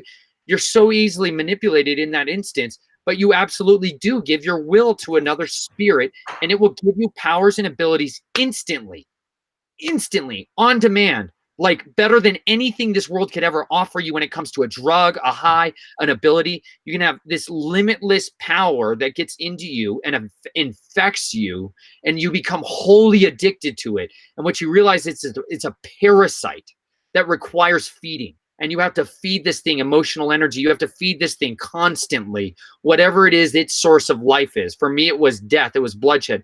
It was the destruction of other people's lives. And so that's what I did. I went and hunted people for them. And I took that spirit as my familiar and I bound myself to it. And I was able to do what are truly to this world impossible things at times. But anybody who's ever been around a demon-possessed kid, or even a kid in a quiet room or semi-locked mental health facility, anybody who's worked in psych rooms and psych wards knows exactly what I'm talking about. That there's stuff that comes onto people, man, and gives them the strength of 10 men. That is a spirit that comes upon you, and you can call upon rage and it'll infect you, and you can throw people around like rag dolls. It doesn't matter if you're 5 years old or not. And so that same principle is implied to people that are in that vulnerable state, and then they manipulate them through social engineering and teach them how to become their pet puppet, their assassin for hire. And that is exactly what my family members did. They would take that rage that I had and they would sell that service. They would make me have sex with people, and then I would kill them, or I would make it look like their wife killed them. Do you understand what I'm saying? So that life insurance policy was negated, and the insurance company that hired my family doesn't have to pay out on a $150 million life insurance policy. This is how the world works.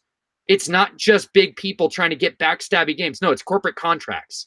It's blackmail evidence just so that you can have a leverage point to know that this affair that he's having on this woman is going to be something that you could bring out in negotiation so that you buy his company for 20% less than what the current asking price is. That's how these people are actually hiring people. And you get connected to that oftentimes through a friend of a friend and a little personal referral. And that's how this little underworld infects another person and grabs another person and gets them hooked into it, because then we record that transaction and that deal, and we blocked what people think of as blockchaining that.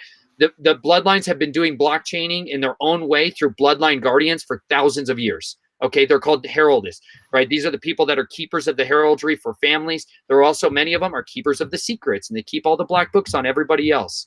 And so that is how they propagate generations of compromised individuals who are always going to be as dark as those secrets, that they never can come out and admit that what they did happened and they need healing for it. But it's rotting their soul. And that parasitic spiritual force that was a part of my life for years of my life got delivered out of me when I repented of what I did. I confessed my sins to the one who made me.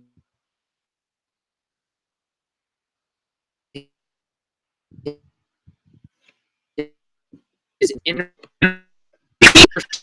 didn't need a priest in a robe who would use that, sir. The son of the living God, and have the Holy Spirit fill everywhere, and the Redeemer of this world. That's who I gave myself. And there's greater be in this world. And people need to know that. But he cultivates character in people. He doesn't just give a child a loaded gun like my family members did, because that's stupid, and you should never send your children to do your dirty work, right? The Father was wise and intelligent and gives us the ability to work for the souls of mankind. And that's what we're supposed to be laboring for. These people are victims just as much as they're the monster and they're the perpetrator. And you need to have love for your enemies, or you're never going to be anything but another pawn in the game. Right. You're absolutely right, man. And we're not saying that Epstein's doing all this. We're Right. saying that this is just part of the shattering process that you would have to go through to get to that. What you just said, it's going to involve the trauma. It's trauma based. The mind control is trauma based. The shattering of the soul, right? The consciousness. It's all trauma based, man. And so this guy's just doing his role. He gets to have a little fun because he's attracted to children, young girls. So he's allowed to do his thing, because ultimately it's just bringing these little recruits a little bit closer to the enemy's ultimate goal, which is to, which is death, man. At the end of the day, sin gives birth. At the end of the day, when it's had its fill, it's death. And that is where it always leads, man. Every one of us has got 100% certainty it's coming. Well, it's the enemy likes to traffic in the souls of mankind. If you read Revelation 18, that's not a silicon. That's not some metaphor. There's literal souls of humans that are being trafficked, that these things feed on and devour on and live on and allow themselves to extend their life. That's where this stuff goes. And these people are learning the things about hacking their genes and gene regression and being able to stop the telomeres from dividing and allow themselves to look younger, be vital. Go look up Richard Allen Miller. You want to see the face of a person who walks in this dark side and understands what a psi super soldier is? This is the guy who wrote doctrines of books that I had to read through when I was in my own military programming phase of my life. This man walks in it and embraces it, and then is now old enough, looks like he's vital and vibrant and healthy as he's ever been in his life, right? These people are using the byproducts of human production during traumatic situations to enhance their life force. And it really does work. I've watched it with my own eyes. It's horrible, but there is such a thing as a cup of immortality if you're willing to drink the blood of an infant. It's not some joke. This is a real thing. Then these people have patented products that they sell that offer people that. So that's what is being trafficked in these little compartments on aircrafts and these back rooms. There's a lot of pieces that people need to understand. This is more than just people that want to have sex with kids do this. These people are compromised at the end of the day. They're working their way deeper and deeper into the enemy's snare. Yep. And a lot of these people, they get used by, like I'm just thinking, there's a story that I heard a guy telling his part of his story, and his name is Robert Merritt. And he was I don't even know what you call him, a hitman, I guess. A personal hitman for Richard Nixon. Right? They're not going to say that, right? He was a cleaner or he did something, for Nixon, specialty things, right? And he's telling this story of how he got involved with Nixon, right? They're like, how did you, a poor white kid from, the hills of West Virginia, yeah, all of a sudden become this guy with no education. You all of a sudden you're assisting the president on secret things. And he said, well, it all started when I was 14 years old and I was molested by some priests. Oh, he said Catholic priests. Yeah, raped by Catholic priests. Yeah, raped by Catholic priests. And you're just like, how in the world is that the start of a career? Right? But it is. It absolutely is. And because they absolutely know what they're doing. They're taking advantage of these things. They know how the system works. They know how this world works. They know the God's involved, and they use these people to do the things that they're uncomfortable doing. They make look at the X-Men, guys. They blatantly show you in the very beginning of the X-Men movies, what they're trying to do here.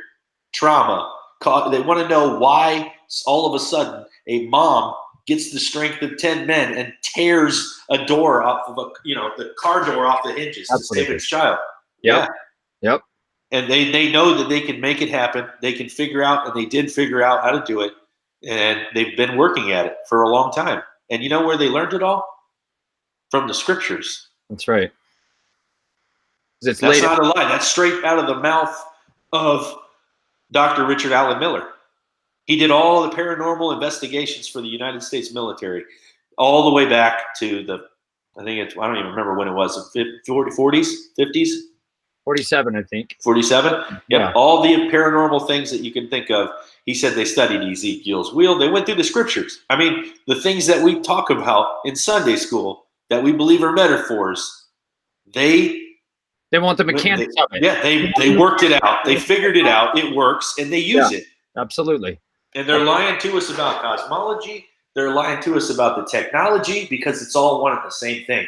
You can't have Tesla technology and an extremely vast, never-ending universe, right? You're going to find that out when this technology starts to come out. The free energy stuff, you're going to understand that it operates in a completely different side of science that you don't even know about, that you thought was fake. And it all plays a part in this, and it has to do with your authority. And absolutely, what they're doing when they go through all of this ritualistic stuff it has to do with the covenant that they've made, right? The authority that they get in this realm for whatever nefarious stuff they're trying to do involves a covenant, and that's the symbol of the X, which you just showed from your coin. If you want to show it again, I don't think people were really understanding what was going on. Yeah. So like.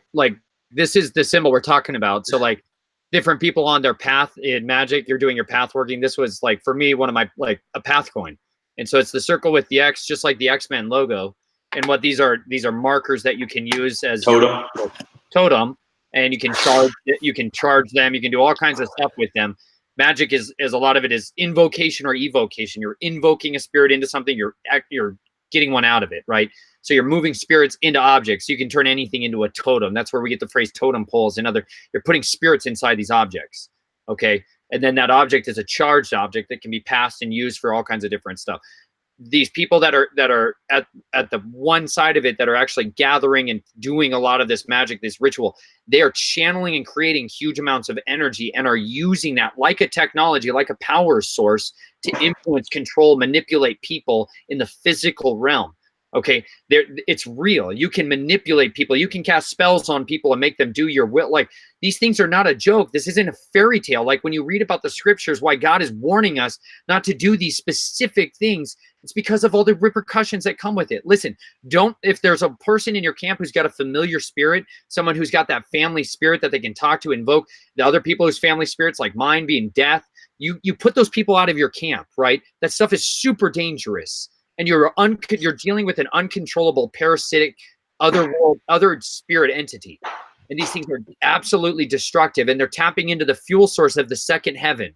They're not tapping into the power of the Most High. They're tapping into the second heaven power source and the structure of what's within the system that he made for us in creation.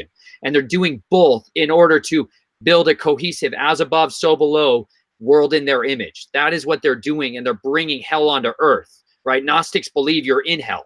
Like that you live in, right? And so they're making that fulfilled in the prophecy that every one of you deserves to be ruled by by the king of the pit, because you're all a bunch of pit dwelling worthless people, right? That's how they view it. Yeah, the vulgar. The vulgar. Well, we could keep going, but we should shut it down. All right. Shut it down. On that lovely note, Chris, anything else you'd like us to run with? Actually, I got something here. Let me show you. We wanted to end on a positive note, right? There you go. We're going to end on something that is very positive. Okay, so this is a prayer. Okay, this is the prayer that we should be praying. Okay, this is a prayer that Russ Dizdar, who does this for a living every day, right? He's working with people like this, victims and perpetrators and the like, but. This is a prayer that he posted for his Project Pennsylvania. This is a prayer of a little girl who prayed this, who's a victim that's come out of this horrible, incestuous pedophilia rings and just being victimized. She's come out of it, and she's praying this prayer over her city, right? And I'm not going to read the entire thing. You can actually find it on his website, siiucrimes.com. But I'm going to read just the piece that doesn't pertain to the part of Pennsylvania where she's at, because I thought it's amazing, really. It says, "Oh, Jesus, sometimes I wonder, how can you let this go on? How long, oh Lord? But then I remember that you are merciful to all. You desperately want those perpetrators to come to the end of themselves and fall at the feet in true repentance for their sin. I forget sometimes that you are sovereign and that you are merciful, that you are in control of it all, and that someday it will be made right. Oh, Father, I pray for the victims, the innumerable little girls and boys, the teenagers who are being sold for sex. May you send the right people to guide them to you. May they know your love. May they realize how much you care about them. May they find healing and rest in you. May they find protection from the enemy of their souls. May they make that hard decision to take responsibility for their response to the abuse. May they forgive and not become bitter. I pray that you would raise them up, and that someday their pain would be used to help other little boys and little girls. And I pray for the parents and the church leaders of the victims. I pray that you would raise up people who would realize the implications of abuse and how it destroys a person. I pray that you would give them wisdom in relating to these broken children and youth.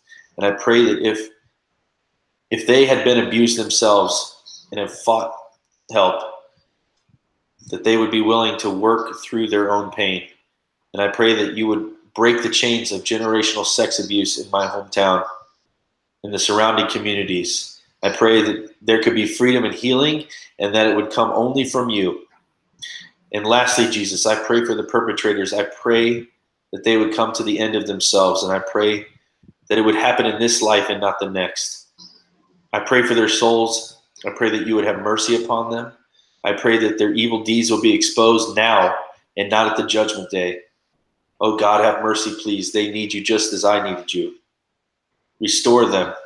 I pray for godly sorrow that would lead to repentance. I know you care, Jesus, and I thank you so much that you're working behind the scenes.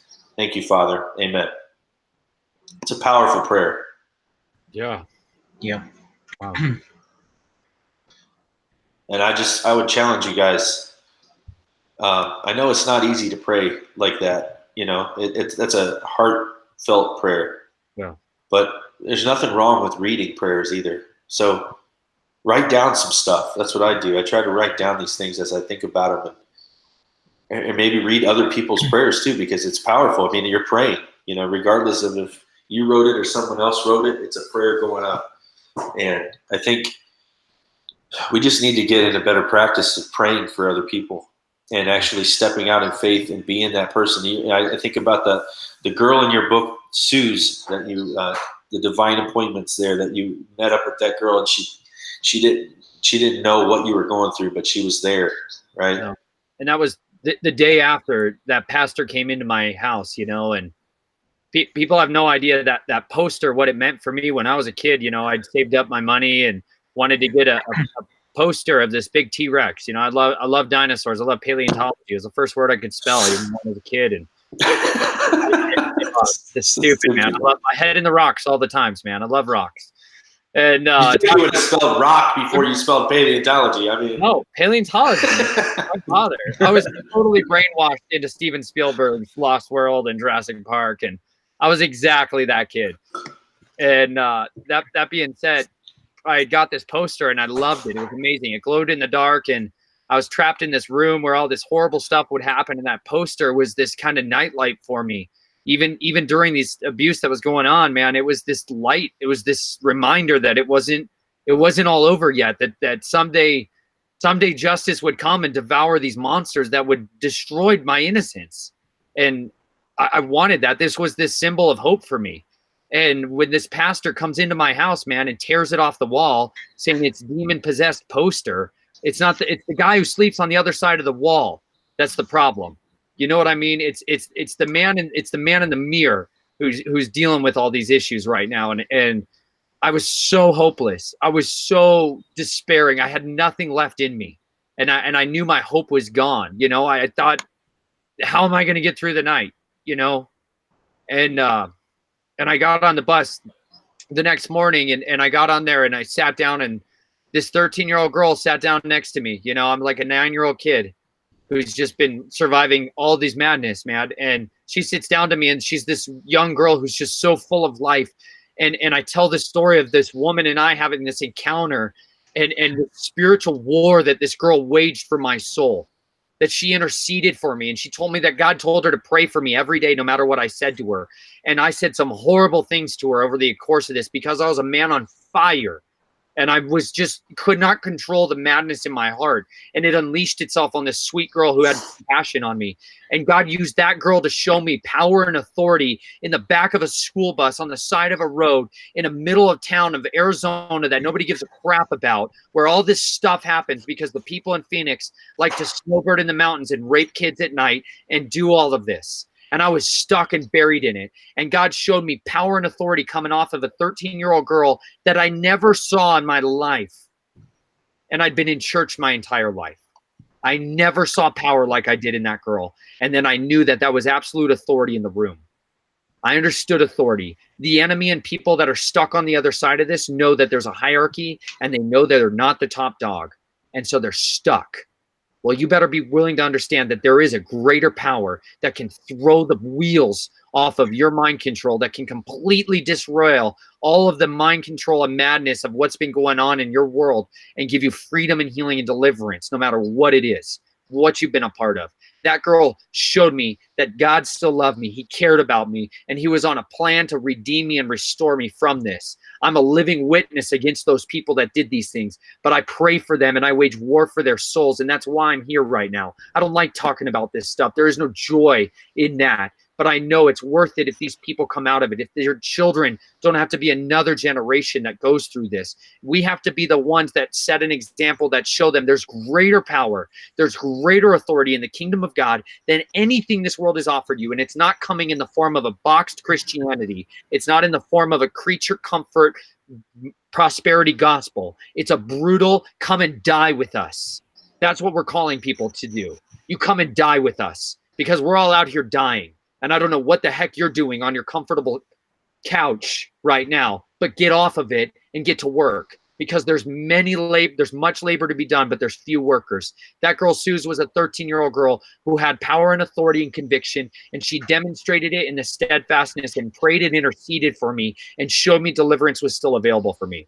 So be that in somebody else's life. Be willing to be that for people, because they need you now.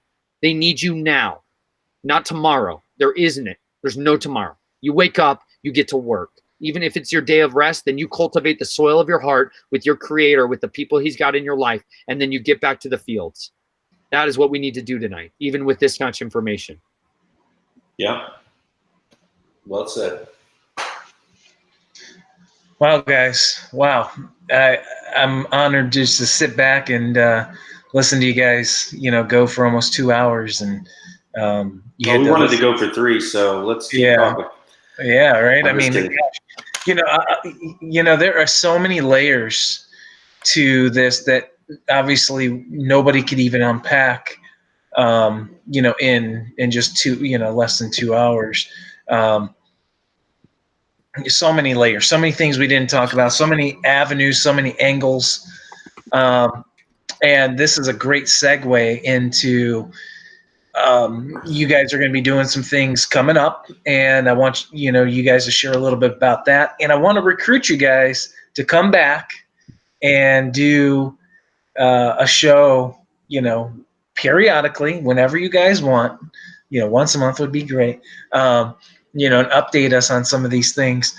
But yeah, why don't you guys share a little bit about what you guys are working on, and tell us about that. Okay, we're just we're going to be putting out some shows that are similar to this as far as topic. Working more with Nathan's testimony, going into some of this the darker spaces here to flush them out. And we're going to try to throw out as many names as we can. We want people to know who these people are that work in these dark circles and that are hidden. And we may get killed for what we're going to talk about, but death is only a temporary place, bro. That's right, man. We're dead men already. Yeah, we're dead already. And you know what? That's what else we got to do, And that's it, man. Ian and I, in the shows that we're going to be doing, in a lot of ways, they're going to be extraordinarily uncomfortable for certain people to hear. And you know who those people that are going to find it most uncomfortable? The people that lived in that world and walked in that world and are defined by it. It is far more uncomfortable for them to hear these secrets being exposed and revealed, and they're all going to start wondering, what the heck do I do with the madness in my past? And so we're going to be very clear in explaining, this is how these things operate, this is the mechanics of what these people do, and how this society is built, and this is how it's dismantled. And it is dismantled through the kingdom economy of the living God. It is not dismantled through our hearts and our flesh, because God gives us wisdom and understanding that supersedes even the most advanced AI, self-aware, supra-intelligent, astral spirit projected computer that they have running. The Most High God is outside of that, and He's supreme over that. And we are going to make sure to explain to people, this is how they work, but this is how the Father has given us the authority to work as well. So we want to break down a lot of those things and give people a very explicit, real look at understanding what is it that we're talking about.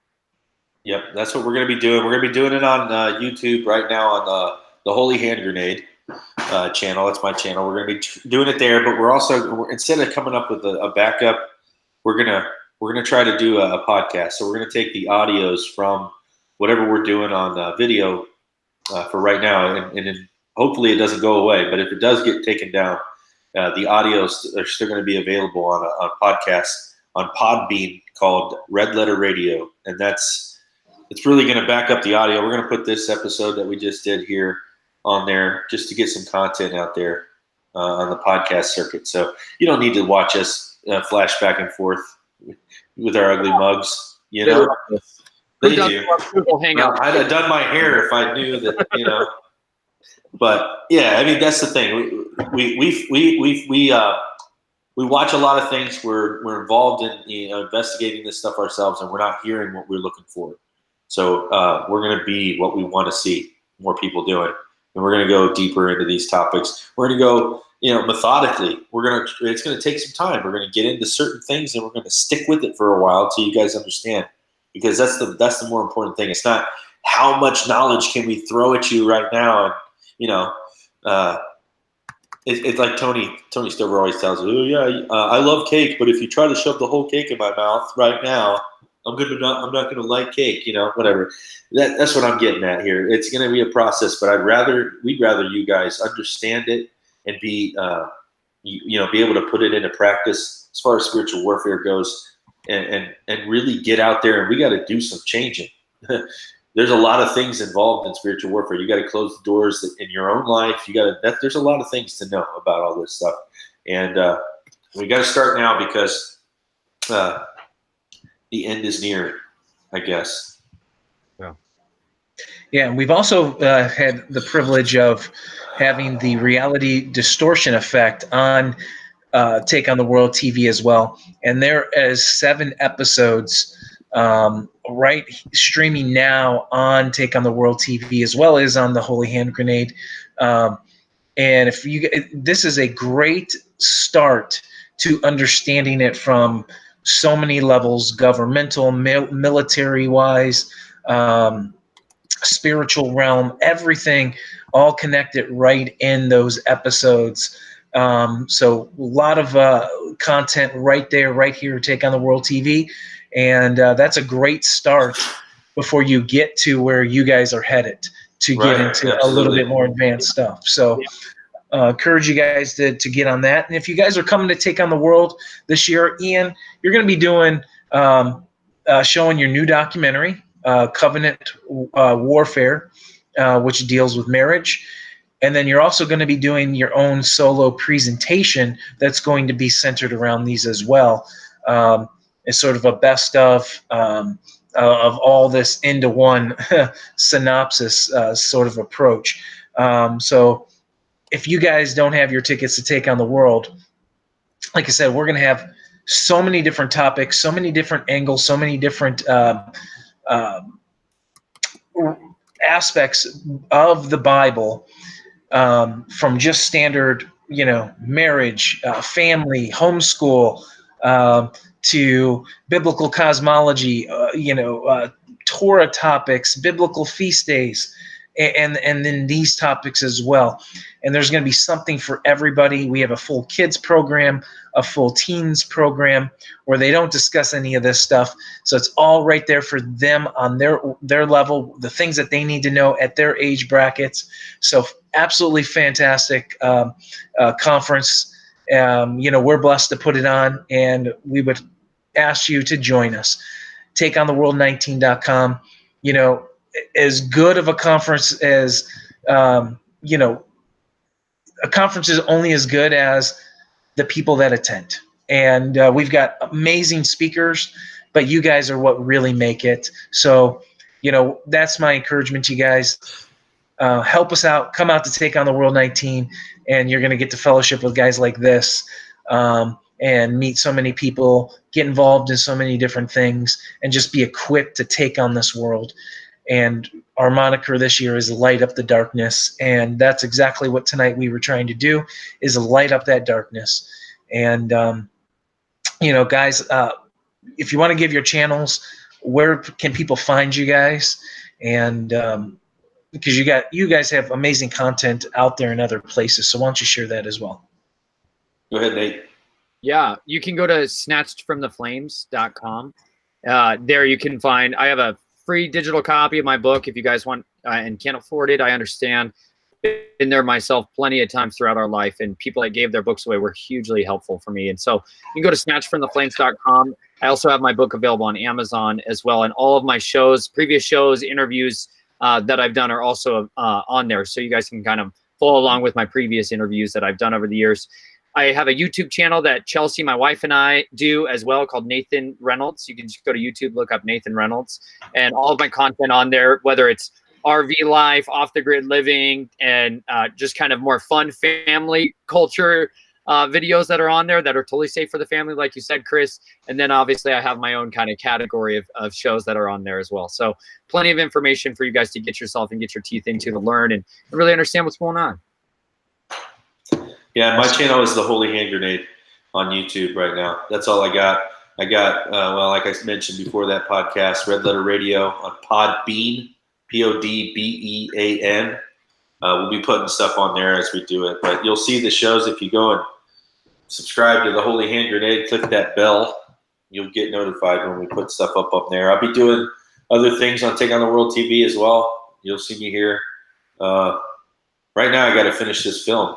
Because, we got like a month left, man. So everybody keeps calling me. I'm like, hey, man, you want to do another show? And, I do. It's my weakness. Yeah, and I'll tell you, if you guys haven't seen Ian on Through the Black on the latest episodes, Skinwalker Ranch, it'll blow you away. It was fantastic info. Yeah. I'm not a Skinwalker, but yeah.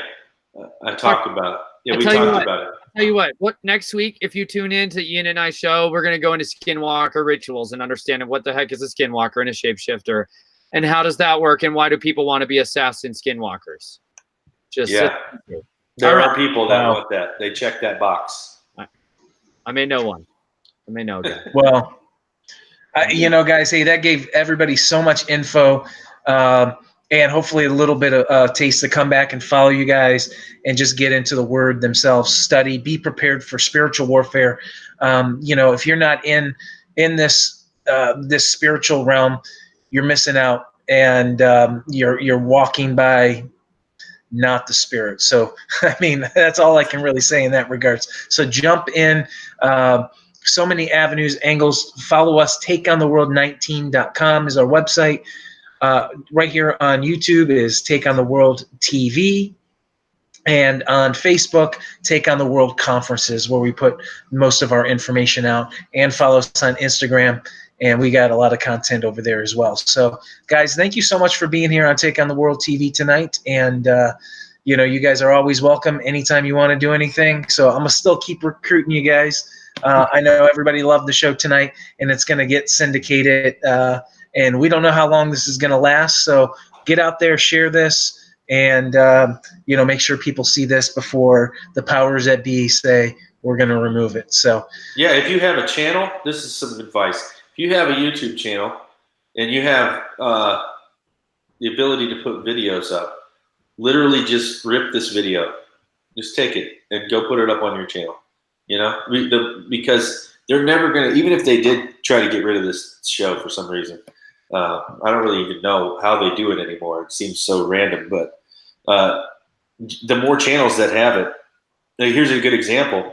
The film that I did for the conference with Tony last year, Quantum Illusion, they took it down. It was banned worldwide from my site, okay? And I couldn't look it up on YouTube. It would not show up at all. I went through the whole thing. Quantum Illusion did not exist.